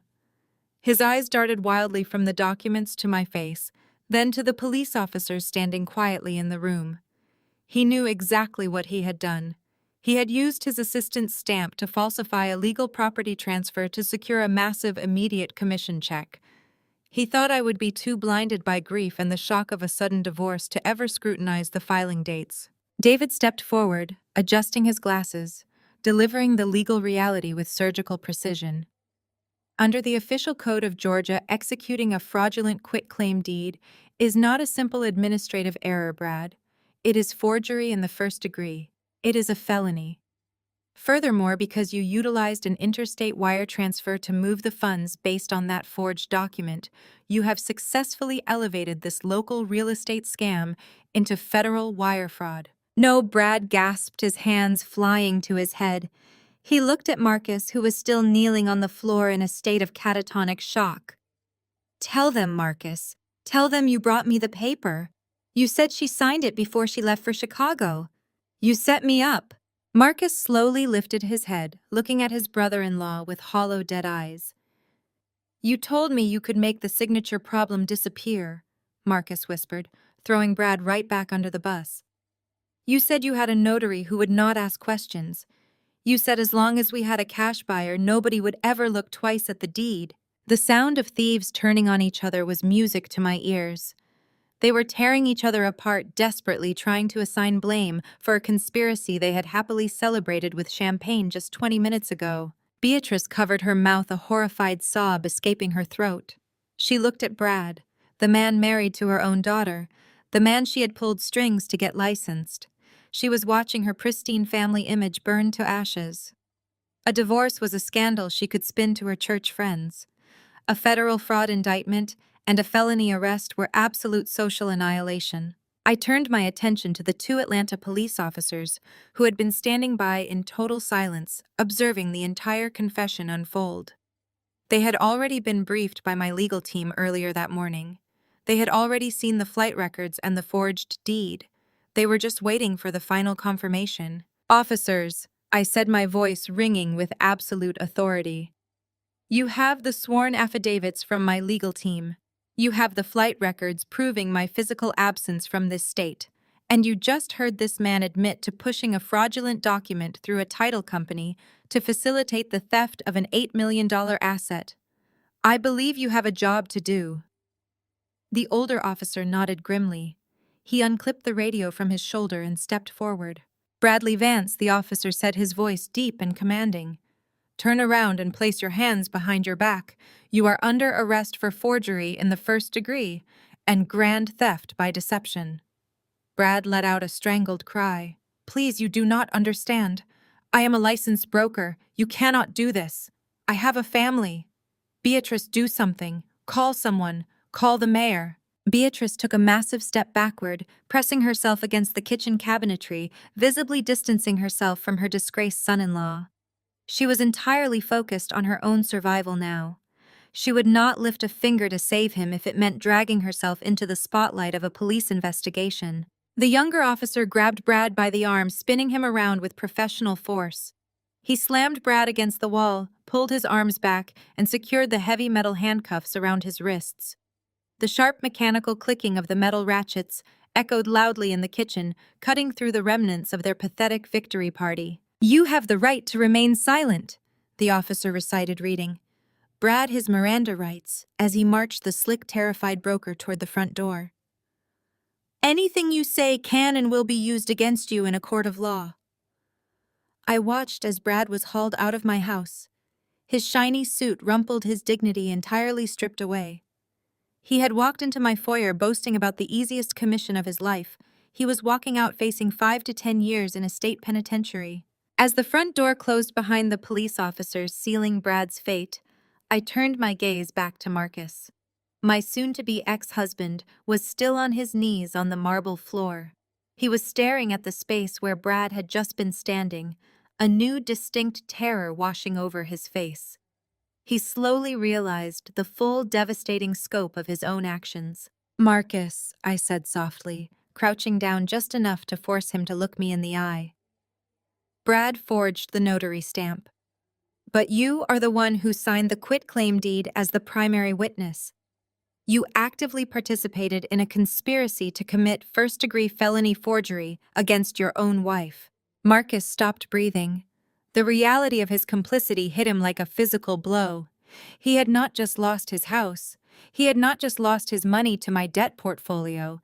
He had actively signed his name to a federal crime. "The police are taking Brad to holding today," I continued, my voice calm, measured, and utterly merciless. "And tomorrow morning my legal team is handing every single text message, email, and financial record of your conspiracy straight to the district attorney. You thought I was going to be the one packing my bags this weekend, but it looks like you are the one who needs to figure out what to wear to a criminal arraignment." The absolute terror in Marcus's eyes was something I had never seen before. The polished, arrogant investment banker who had confidently tossed divorce papers onto my kitchen island just a few hours ago completely disintegrated. The psychological weight of a federal wire fraud conspiracy charge crushed whatever remaining pride he had left. He did not just sink to his knees, he collapsed. His expensive tailored trousers hit the hard marble floor with a heavy thud. He reached out his trembling hands, desperately grabbing the hem of my tailored suit jacket. I immediately stepped backward, pulling the fabric from his grasp, with a look of utter revulsion, treating him as though he were covered in toxic waste. "Nia, please," Marcus begged, his voice cracking into a high, pathetic whine. "You have to listen to me. I was manipulated. I was drowning in debt, and Brad told me he had a legal loophole. He promised me the title transfer was completely untraceable. He preyed on my financial anxiety, Nia. I never wanted to hurt you. I just wanted a clean break. I did not know he was going to forge a federal document." I stared down at the man I had married. The sheer cowardice radiating from him was nauseating. "You have a master's degree in finance, Marcus," I said, my voice dripping with icy contempt. "Do not insult my intelligence by playing the naive victim. You knew exactly what a quitclaim deed was. You knew my signature was required, and you willfully provided your own signature as a primary witness to a forgery. You did not want a clean break. You wanted to rob a grieving woman blind so you could fund your pathetic lifestyle and impress your little 20-something mistress who just ran out the front door." Before Marcus could formulate another miserable excuse, the heavy fire door leading from the attached garage violently slammed open. The sudden noise made Beatrice jump, clutching her chest in terror. Camille, Marcus's older sister, stormed into the kitchen. She was carrying 2 large bakery boxes, completely oblivious to the legal slaughterhouse she had just walked into. She had clearly been tasked with bringing the dessert for their little victory party. But her face was pale, and her eyes were wide with a mixture of confusion and rising panic. Why is my husband sitting in the back of an Atlanta police cruiser in the driveway? Camille demanded, her voice shrill and echoing off the vaulted ceilings. She dropped the bakery boxes onto the marble island. They hit the stone with a dull thud, bursting open to reveal a custom cake decorated with the words "Happy Independence Day." "What is going on here?" Camille yelled, looking from me to her mother and finally down at her brother kneeling on the floor. "Marcus, why are the police putting Brad into a squad car?" Marcus scrambled to his feet, his survival instincts kicking in. He instantly decided to sacrifice his sister's marriage to save his own skin. "Camille, you have to listen to me." Marcus panicked, holding his hands up defensively. "Brad lied to all of us. He ran a scam. He forged a real estate document to sell Nia's house and push through a massive commission for himself. I had no idea he was committing a felony. The police just arrested him for wire fraud and he is trying to drag me down with him." Camille stared at her brother. She was a sharp woman, a public school administrator, who had spent her entire life watching her mother shield Marcus from the consequences of his own actions. She knew Brad was an opportunistic, shady real estate broker, but she also knew her husband never made a single financial move without Marcus orchestrating the strategy. Camille walked slowly around the kitchen island. She stopped directly in front of Marcus. The kitchen was dead silent. Then, with the entire force of her body, Camille swung her arm and delivered a resounding, vicious slap across Marcus's face. The sharp crack of flesh against flesh sounded like a gunshot. Marcus stumbled backward, clutching his reddened cheek in absolute shock. Beatrice let out a horrified shriek, rushing forward to insert herself between her two children. "Camille, have you lost your mind?" Beatrice screamed, grabbing her daughter's arm. "You do not strike your brother. We are a respectable family. Keep your voice down before the neighbors hear you." "Do not talk to me about respectability," Mother Camille roared, ripping her arm out of Beatrice's grip. She pointed a trembling finger directly at Marcus's face. "You think I am stupid, Marcus. You think I do not know that Brad does not breathe in this city without your approval. Brad does not have the brains to orchestrate a federal real estate fraud on his own. You used my husband. You needed a licensed broker to do your dirty work. And you manipulated the father of your own nieces to take the fall for your theft." "He committed the forgery," Camille, Marcus argued, taking refuge behind Beatrice's shoulder. "I am a victim here too. Nia is trying to send me to prison for something Brad did." "You are a parasite," Camille screamed, tears of absolute fury streaming down her face. "You have always been a parasite, and you—" She turned her wrath entirely onto Beatrice, her voice dripping with years of buried resentment. "You are exactly why he is like this. You have spent 36 years treating him like a golden god while expecting the rest of the world to clean up his messes." "That is enough," Camille, Beatrice commanded, trying to summon her authoritative church voice. "This is a private matter. We will hire a lawyer for Brad. We will fix this. We just need to stand together." "Stand together." Camille laughed, a bitter, hysterical sound. "When Marcus crashed my car in college because he was driving drunk, you blamed me for leaving the keys on the counter. When he blew his first banking bonus on a sports car, you remortgaged our childhood home to cover his rent, while I had to take out crippling student loans just to become a teacher. You have enabled this monster his entire life, and now you are perfectly willing to let him send my husband to a federal penitentiary just to protect his precious banking career." Camille turned to look at me. I was standing quietly near the dining area, watching the empire eat itself alive. I did not need to say a single word. They were doing my job for me. "I hope you burn him to the ground," Nia, Camille said, her voice dropping to a deadly serious whisper. "I hope you take every single dime he has ever hidden."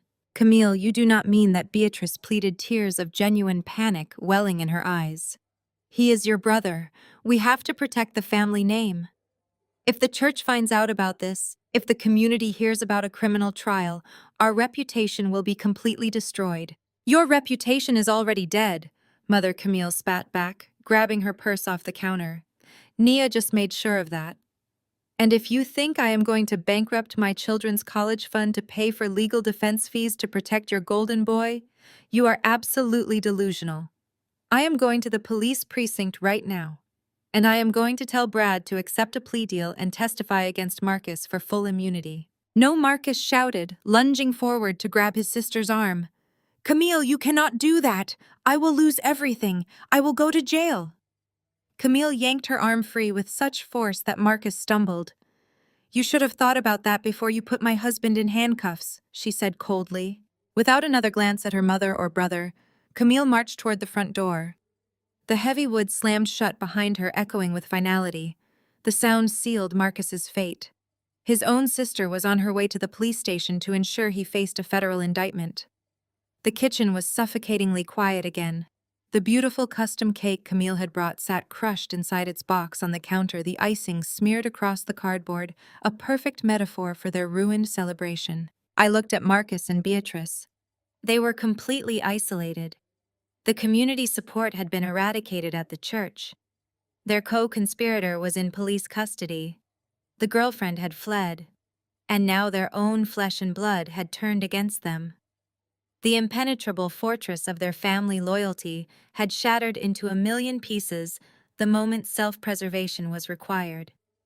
I slowly walked over to the marble island and picked up the red folder containing Marcus's massive debt portfolio. Well, I said, my voice smooth and perfectly composed, it seems your defense strategy of throwing everyone else under the bus is not working out exactly as you planned, Marcus. Your sister is going to make an excellent witness for the prosecution. Marcus looked at me, his eyes hollow and defeated. He had absolutely nothing left to leverage. He was a man standing on the edge of an abyss, completely stripped of his arrogant armor. David, my attorney, checked his luxury watch with professional indifference. I believe we are done here, Nia. We have delivered the eviction notice. The authorities have the evidence regarding the fraud. We should let Marcus and Beatrice begin packing their belongings. They only have until the weekend, after all. Beatrice slowly turned her gaze toward me. The fierce, judgmental church matriarch was gone. In her place was a terrified, desperate woman who finally realized that her entire world was collapsing, and she was entirely powerless to stop it. She took a hesitant step forward, her hands clasped together in a posture she usually reserved for prayer. The absolute terror in Marcus's eyes was something I had never seen before. The polished, arrogant investment banker who had confidently tossed divorce papers onto my kitchen island just a few hours ago completely disintegrated. The psychological weight of a federal wire fraud conspiracy charge crushed whatever remaining pride he had left. He did not just sink to his knees. He collapsed. His expensive tailored trousers hit the hard marble floor with a heavy thud. He reached out his trembling hands, desperately grabbing the hem of my tailored suit jacket. I immediately stepped backward, pulling the fabric from his grasp with a look of utter revulsion, treating him as though he were covered in toxic waste. Nia, please! Marcus begged, his voice cracking into a high, pathetic whine. You have to listen to me. I was manipulated. I was drowning in debt, and Brad told me he had a legal loophole. He promised me the title transfer was completely untraceable. He preyed on my financial anxiety, Nia.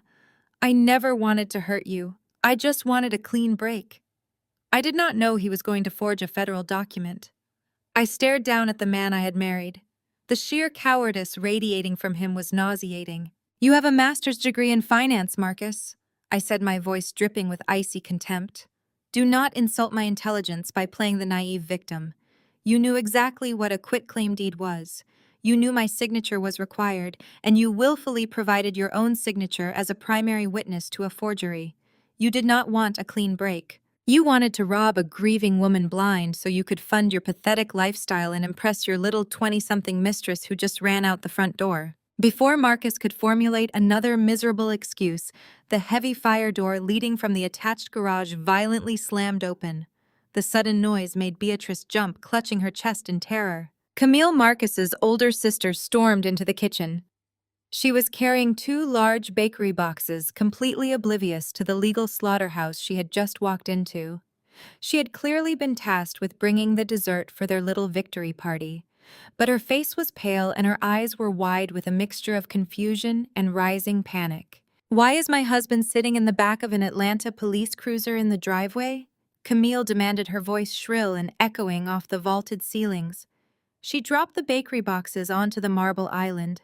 They hit the stone with a dull thud, bursting open to reveal a custom cake decorated with the words, "Happy Independence Day." "What is going on here?" Camille yelled, looking from me to her mother and finally down at her brother kneeling on the floor. "Marcus, why are the police putting Brad into a squad car?" Marcus scrambled to his feet, his survival instincts kicking in. He instantly decided to sacrifice his sister's marriage to save his own skin. "Camille, you have to listen to me." Marcus panicked, holding his hands up defensively. "Brad lied to all of us. He ran a scam. He forged a real estate document to sell Nia's house and push through a massive commission for himself. I had no idea he was committing a felony. The police just arrested him for wire fraud and he is trying to drag me down with him." Camille stared at her brother. She was a sharp woman, a public school administrator who had spent her entire life watching her mother shield Marcus from the consequences of his own actions. She knew Brad was an opportunistic, shady real estate broker, but she also knew her husband never made a single financial move without Marcus orchestrating the strategy. Camille walked slowly around the kitchen island. She stopped directly in front of Marcus. The kitchen was dead silent. Then, with the entire force of her body, Camille swung her arm and delivered a resounding, vicious slap across Marcus's face. The sharp crack of flesh against flesh sounded like a gunshot. Marcus stumbled backward, clutching his reddened cheek in absolute shock. Beatrice let out a horrified shriek, rushing forward to insert herself between her two children. "Camille, have you lost your mind?" Beatrice screamed, grabbing her daughter's arm. "You do not strike your brother. We are a respectable family. Keep your voice down before the neighbors hear you." "Do not talk to me about respectability!" Mother Camille roared, ripping her arm out of Beatrice's grip. She pointed a trembling finger directly at Marcus's face. "You think I am stupid, Marcus. You think I do not know that Brad does not breathe in this city without your approval. Brad does not have the brains to orchestrate a federal real estate fraud on his own. You used my husband. You needed a licensed broker to do your dirty work, and you manipulated the father of your own nieces to take the fall for your theft." He committed the forgery, Camille, Marcus argued, taking refuge behind Beatrice's shoulder. "I am a victim here too. Nia is trying to send me to prison for something Brad did." "You are a parasite," Camille screamed, tears of absolute fury streaming down her face. "You have always been a parasite, and you—" She turned her wrath entirely onto Beatrice, her voice dripping with years of buried resentment. "You are exactly why he is like this. You have spent 36 years treating him like a golden god while expecting the rest of the world to clean up his messes." "That is enough, Camille," Beatrice commanded, trying to summon her authoritative church voice. "This is a private matter. We will hire a lawyer for Brad. We will fix this. We just need to stand together." "Stand together!" Camille laughed, a bitter, hysterical sound. "When Marcus crashed my car in college because he was driving drunk, you blamed me for leaving the keys on the counter. When he blew his first banking bonus on a sports car, you remortgaged our childhood home to cover his rent, while I had to take out crippling student loans just to become a teacher. You have enabled this monster his entire life, and now you are perfectly willing to let him send my husband to a federal penitentiary just to protect his precious banking career." Camille turned to look at me. I was standing quietly near the dining area, watching the empire eat itself alive. I did not need to say a single word. They were doing my job for me. "I hope you burn him to the ground," Nia, Camille said, her voice dropping to a deadly serious whisper. "I hope you take every single dime he has ever hidden." "Camille!" "You do not mean that?" Beatrice pleaded, tears of genuine panic welling in her eyes. "He is your brother. We have to protect the family name. If the church finds out about this, if the community hears about a criminal trial, our reputation will be completely destroyed." "Your reputation is already dead," Mother Camille spat back, grabbing her purse off the counter. "Nia just made sure of that. And if you think I am going to bankrupt my children's college fund to pay for legal defense fees to protect your golden boy, you are absolutely delusional. I am going to the police precinct right now, and I am going to tell Brad to accept a plea deal and testify against Marcus for full immunity." No, Marcus shouted, lunging forward to grab his sister's arm. Camille, you cannot do that. I will lose everything. I will go to jail. Camille yanked her arm free with such force that Marcus stumbled. You should have thought about that before you put my husband in handcuffs, she said coldly. Without another glance at her mother or brother, Camille marched toward the front door. The heavy wood slammed shut behind her, echoing with finality. The sound sealed Marcus's fate. His own sister was on her way to the police station to ensure he faced a federal indictment. The kitchen was suffocatingly quiet again. The beautiful custom cake Camille had brought sat crushed inside its box on the counter, the icing smeared across the cardboard, a perfect metaphor for their ruined celebration. I looked at Marcus and Beatrice. They were completely isolated. The community support had been eradicated at the church. Their co-conspirator was in police custody. The girlfriend had fled. And now their own flesh and blood had turned against them. The impenetrable fortress of their family loyalty had shattered into a million pieces the moment self-preservation was required. I slowly walked over to the marble island and picked up the red folder containing Marcus's massive debt portfolio. Well, I said, my voice smooth and perfectly composed. It seems your defense strategy of throwing everyone else under the bus is not working out exactly as you planned, Marcus. Your sister is going to make an excellent witness for the prosecution. Marcus looked at me, his eyes hollow and defeated. He had absolutely nothing left to leverage. He was a man standing on the edge of an abyss, completely stripped of his arrogant armor. David, my attorney, checked his luxury watch with professional indifference. I believe we are done here, Nia. We have delivered the eviction notice. The authorities have the evidence regarding the fraud.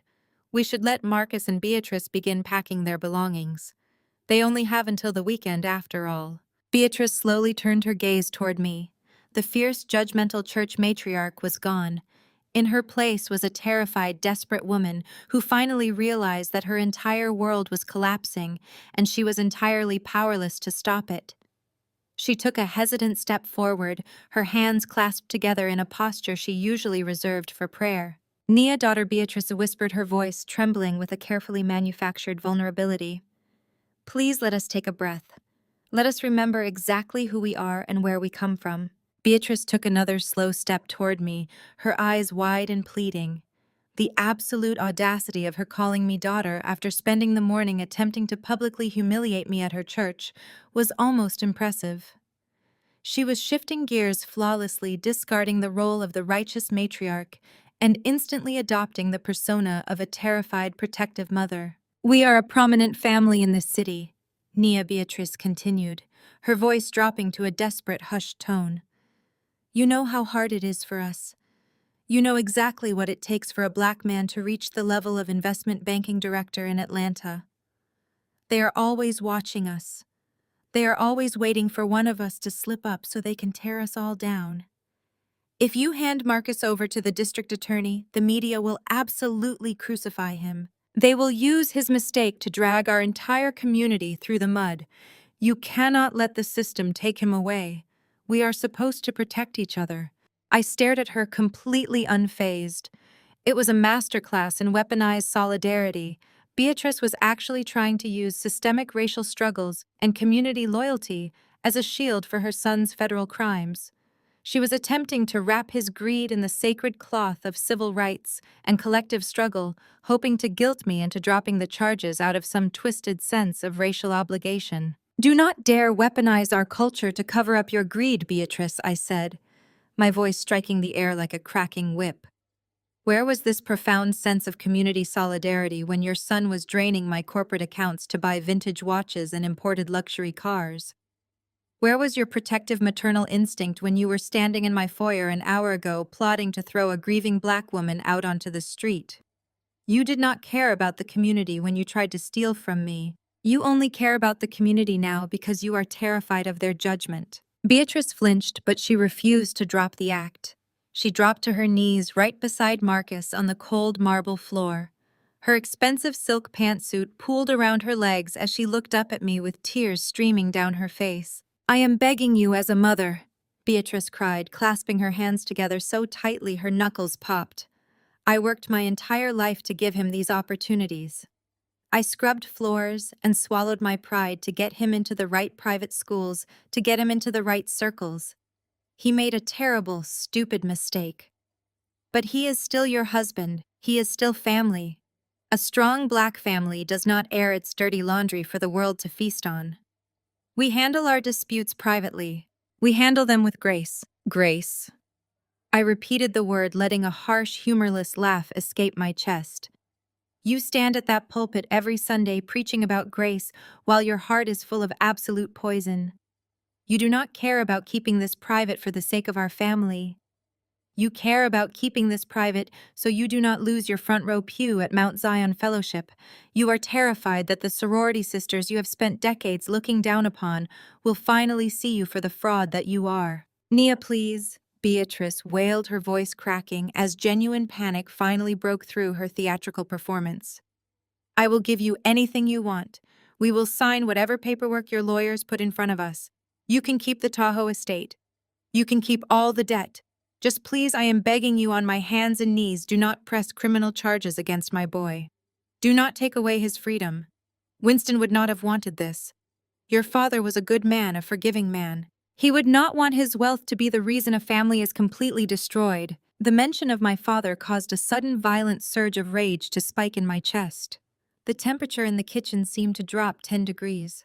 I took a step forward, towering over the two of them kneeling on the floor. Do not ever put Winston's name in your mouth again, I commanded, my voice dropping to a lethal vibrating pitch that made Beatrice physically recoil.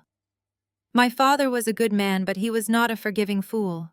He spent his entire life building an empire so that I would never have to bow down to parasites like you. He saw exactly what you and your son were the moment he met you. He knew Marcus was nothing but a fragile ego wrapped in an expensive suit. And he knew you were the puppeteer pulling his strings. Marcus kept his head bowed, weeping silently into his hands. He had completely shut down, leaving his mother to fight a battle they had already hopelessly lost. I looked down at Beatrice. Her tears were ruining her impeccable makeup, leaving dark, messy streaks down her cheeks. The mighty matriarch was reduced to begging on the floor of the kitchen she had just tried to steal. You talk about handling things privately, Beatrice, I said, maintaining absolute terrifying eye contact. You talk about preserving the family image. You try to invoke my father's memory to save your son from a federal prison sentence. It is incredibly funny that you should mention Winston right now. I turned my back on them and walked slowly toward my designer bag resting on the far counter. I unzipped the main compartment and reached inside. You see, Beatrice? I continued, keeping my back turned as I retrieved what I needed. My father knew that when he died, you would orchestrate something exactly like this. He knew your greed would override whatever shred of common sense you possessed. So before he took his last breath in that hospital bed in Chicago, he made absolutely certain that I knew exactly who I was dealing with. He made sure I had the ultimate insurance policy against your sudden, desperate pleas for family unity. I turned back around to face her.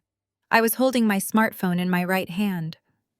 Beatrice's tear-streaked face morphed from desperation to absolute dread.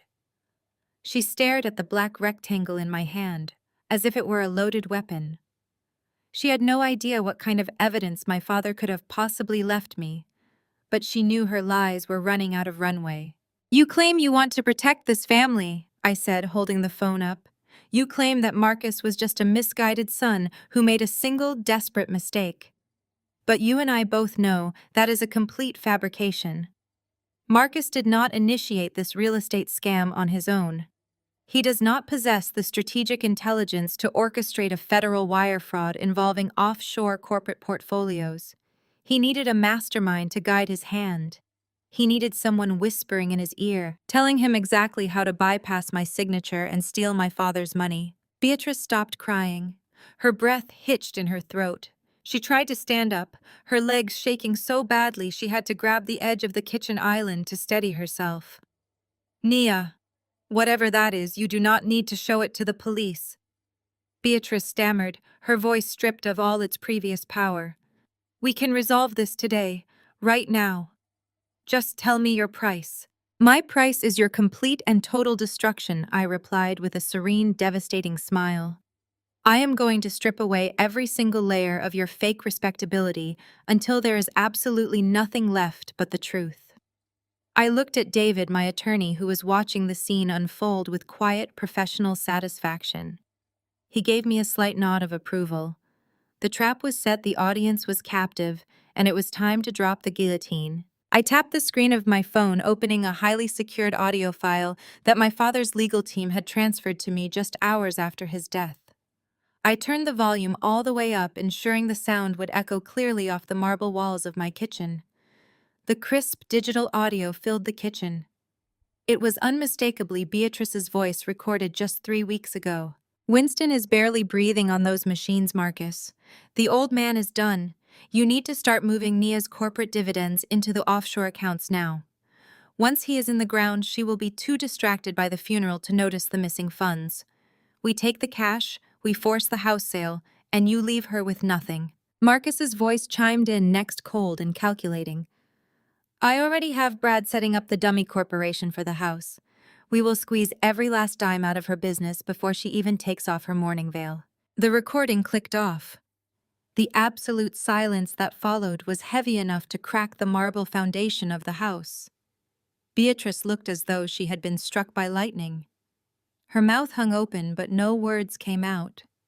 The pristine holy matriarch of Mount Zion Fellowship had just been exposed on tape conspiring to rob her grieving daughter-in-law while her father lay dying in intensive care. My father installed private security cameras with audio capabilities in my home office the day I told him you were asking too many questions about my corporate accounts. Beatrice, I said, my voice cutting through the silence like a scalpel. He knew you were plotting. He just wanted you to say it out loud, so my lawyers would have the undeniable proof to bury you both. I looked at David. He pulled out his phone and pressed a single button. That audio file was just sent to the entire Deaconess Board, Pastor Davis, and the regional directors of your sorority, I announced. Your social life in Atlanta is officially over. You will never sit in the front pew again. You will never host another charity gala. By tomorrow morning, you will be the most despised woman in this city. Beatrice let out a strangled, pathetic gasp and buried her face in her hands, weeping uncontrollably. Her empire of fake respectability was entirely reduced to ash. But I was not finished. I turned my attention back to Marcus, who was still kneeling on the floor staring blankly at the marble tiles. His mother was destroyed. His brother-in-law was on his way to a federal holding cell, and his bank accounts were frozen. He thought he had hit absolute rock bottom. He was vastly underestimating my father's foresight. Get up, Marcus, I commanded. He did not move. He was completely paralyzed by the sheer magnitude of his defeat. I said, get up! I repeated, my voice leaving absolutely no room for hesitation. Marcus slowly dragged himself to his feet. He looked like a hollow shell of the arrogant banking director who had tossed divorce papers at me just a few hours prior. You think the frozen escrow account is the worst thing that happened to you today? I said, walking slowly around the kitchen island to stand directly in front of him. You think losing this house and facing a wire fraud conspiracy charge is the end of your punishment. But you are forgetting the most important rule of finance, Marcus. You always need to know exactly who holds your paper. Marcus blinked his bloodshot eyes, trying to focus on my face. What are you talking about, Nia?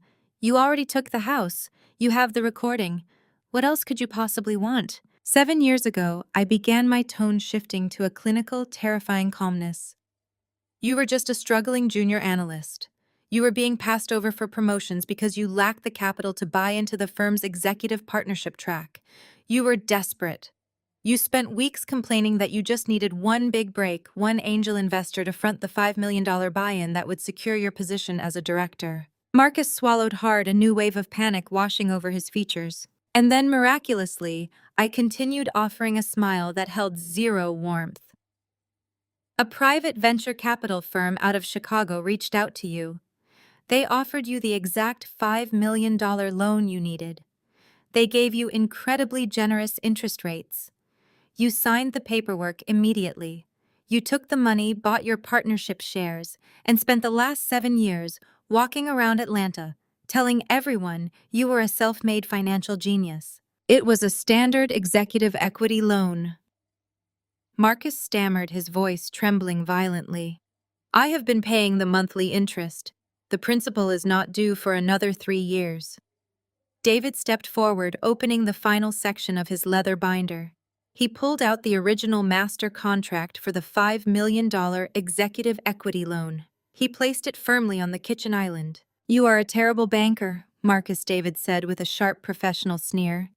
You were so desperate for the prestige of a director title that you never bothered to investigate the parent company of the venture capital firm that funded your entire career. If you had dug just 1 layer deep, you would have found the holding company. If you dug 2 layers deep, you would have found Winston. Marcus stopped breathing entirely. He stared at the contract on the table, as if it were a venomous snake. My father was your angel investor, I said, letting the absolute devastation of that fact sink into his greedy soul. Winston handed you the $5 million that built your entire pathetic identity. He bought your career, Marcus. He owned your executive chair. He owned your partnership shares. He owned every single arrogant boast you ever made. No, Marcus whispered, taking a stumbling step backward. No, that cannot be true. The firm in Chicago, they were independent. Winston owned them all, I fired back, my voice echoing with absolute authority. But my father did not just hand you $5 million out of the kindness of his heart. He knew exactly what kind of snake you were. He knew that one day you would try to strike. So he built a highly specific, totally legal poison pill right into the foundation of your loan agreement. I pointed a manicured finger at the thick contract on the table. David, would you be so kind as to read the Winston clause to my soon-to-be ex-husband? David adjusted his glasses, a look of pure legal satisfaction on his face. Section 4, Paragraph 12, Subsection C, the Morality and Asset Protection Clause. By signing this agreement, the borrower, Marcus, stipulates that any act of marital infidelity, financial fraud against his spouse, or the willful, undocumented concealment of marital assets will constitute an immediate non-curable default on the entire $5 million principal. Marcus looked like he was going to be physically sick. He grabbed his chest, his breathing becoming shallow and frantic. But it gets better. David continued reading directly from the text. In the event of a non-curable default triggered by the aforementioned actions, the lender reserves the absolute right to instantly seize all collateralized assets. This includes, but is not limited to, the borrower's entire partnership equity, all unvested corporate bonuses, and all personal banking accounts up to the total value of the principal and accrued penalties. I looked at Marcus, soaking in the absolute beautiful destruction of his life. You breached the contract the moment you moved our joint funds into your mother's account this afternoon, I said, driving the final lethal stake into his heart. You breached it again when you authorized Brad to forge my signature on the quitclaim deed. You triggered the default, Marcus. And because Winston transferred the entire debt portfolio to Vanguard Holdings upon his death, I am now the sole executor of that contract. Marcus fell against the kitchen cabinet, sliding down the wood until he hit the floor again. He was hyperventilating, his eyes wide and unseeing. I just executed the seizure, I announced, my voice ringing with total, uncompromising victory. My legal team contacted your bank's board of directors an hour ago. We presented the default paperwork and the evidence of your real estate fraud. They immediately complied to avoid federal liability. Your partnership shares have been completely liquidated and transferred to my corporate account. Your unvested bonuses are gone. Your personal checking accounts, your savings, and your offshore emergency funds have been legally seized to satisfy the debt. I crouched down slightly, making sure my face was the only thing he could see. You have absolutely nothing left, I whispered coldly. You do not own a house. You do not have a career. You do not have a single dollar to your name. You are a completely ruined man, Marcus. And the best part is, you handed me the legal authority to do it. Marcus's phone began to vibrate violently in his jacket pocket, a harsh buzzing that shattered the heavy silence in the kitchen. He slowly pulled it out with shaking hands. The caller ID displayed the managing partner of his bank. I watched him answer the call, putting it on speaker in his state of total shock. The voice on the other end was brutally brief. Marcus was officially terminated effective immediately for gross ethical violations and involvement in federal financial fraud. Security was already packing his office into cardboard boxes. He was banned from the corporate premises and his access badges had been permanently deactivated. The call ended with a sharp click, leaving Marcus staring at the black screen. He slowly looked up at me, his eyes completely hollow. He had nothing left to say. He stood up, his expensive suit wrinkled and ruined, and walked toward the front door like a ghost. He did not look back at his mother. He did not ask for a second chance. He stepped out of my house with absolutely nothing but the clothes on his back, walking aimlessly down the driveway into the humid Atlanta afternoon, a man entirely erased from his own life. The rapid dismantling of their empire did not end there. Brad was officially indicted the very next morning. The district attorney did not offer him a lenient plea deal. Because he used his professional real estate broker license to commit premeditated forgery and federal wire fraud, the prosecutors pushed for a maximum sentence. He was facing 5 hard years in a federal penitentiary. Camille stayed true to her word. She filed for divorce the moment the handcuffs clicked onto Brad's wrists, demanding full custody of their children and securing a restraining order against her own brother. Brad lost his freedom, his career, and his family in a single devastating sweep of justice. Beatrice suffered a fate she considered far worse than prison. The audio recording I sent to the church board acted like a match in a dry forest. Pastor Davis and the deaconess board convened an emergency session that very Sunday evening. They did not just ask for her resignation. They publicly stripped her of her title and permanently expelled her from the church council. Her sorority sisters revoked her membership status, citing gross moral turpitude. The woman who had spent decades weaponizing her faith and social standing to judge others was completely banished from the community she once ruled. She was forced to pack up her pristine dresses and move into a small rented apartment in a neighboring county, completely isolated and utterly disgraced. She had no congregation to preach to, no friends to impress, and a son who was completely incapable of supporting her. Every single lie she had ever told had caught up to her, leaving her trapped in a prison of her own making, stripped of the only thing she truly loved, which was her precious public image. The suffocating and deceitful atmosphere of that old house in Atlanta had finally faded into the background, making way for a completely different world. My life had turned a new page, one that was astonishingly vibrant and peaceful.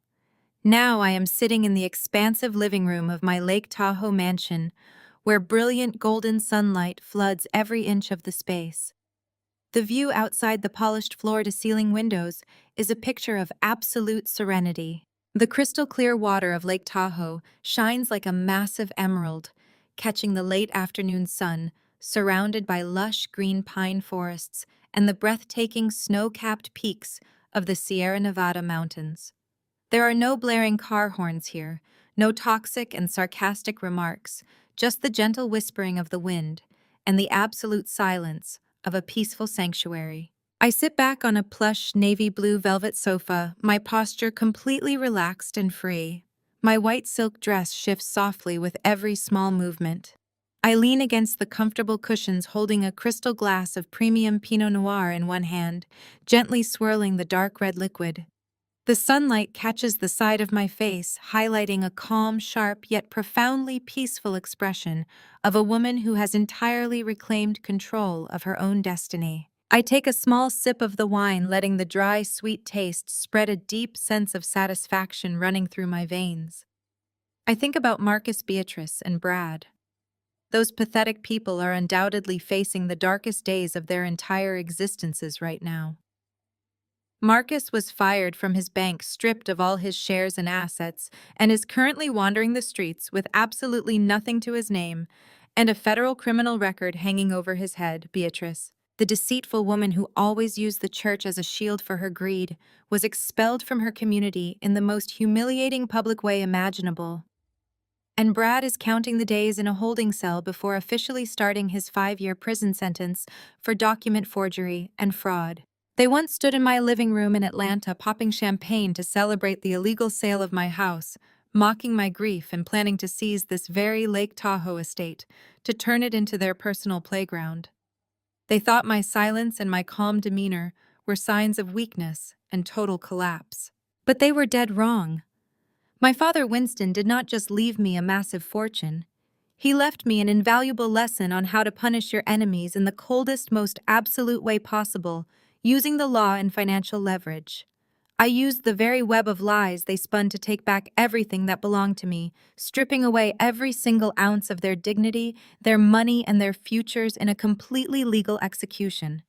That house in Atlanta belongs entirely to my company now, but I chose to walk away from it because that space was permanently tainted by the selfish greed of traitors. The place I truly belong is right here in this sun-drenched Lake Tahoe mansion, the place that holds the genuine love and the grand vision of my father. I looked directly ahead, a slow, knowing, and powerful smirk forming on my lips. The golden late afternoon sun hits the glass of wine, creating a brilliant red halo like a crown of absolute victory. I lower the glass to the glass table, my voice deep, clear, and carrying a terrifying weight as I close the darkest chapter of my life. They thought they could take my home, so I took their entire lives.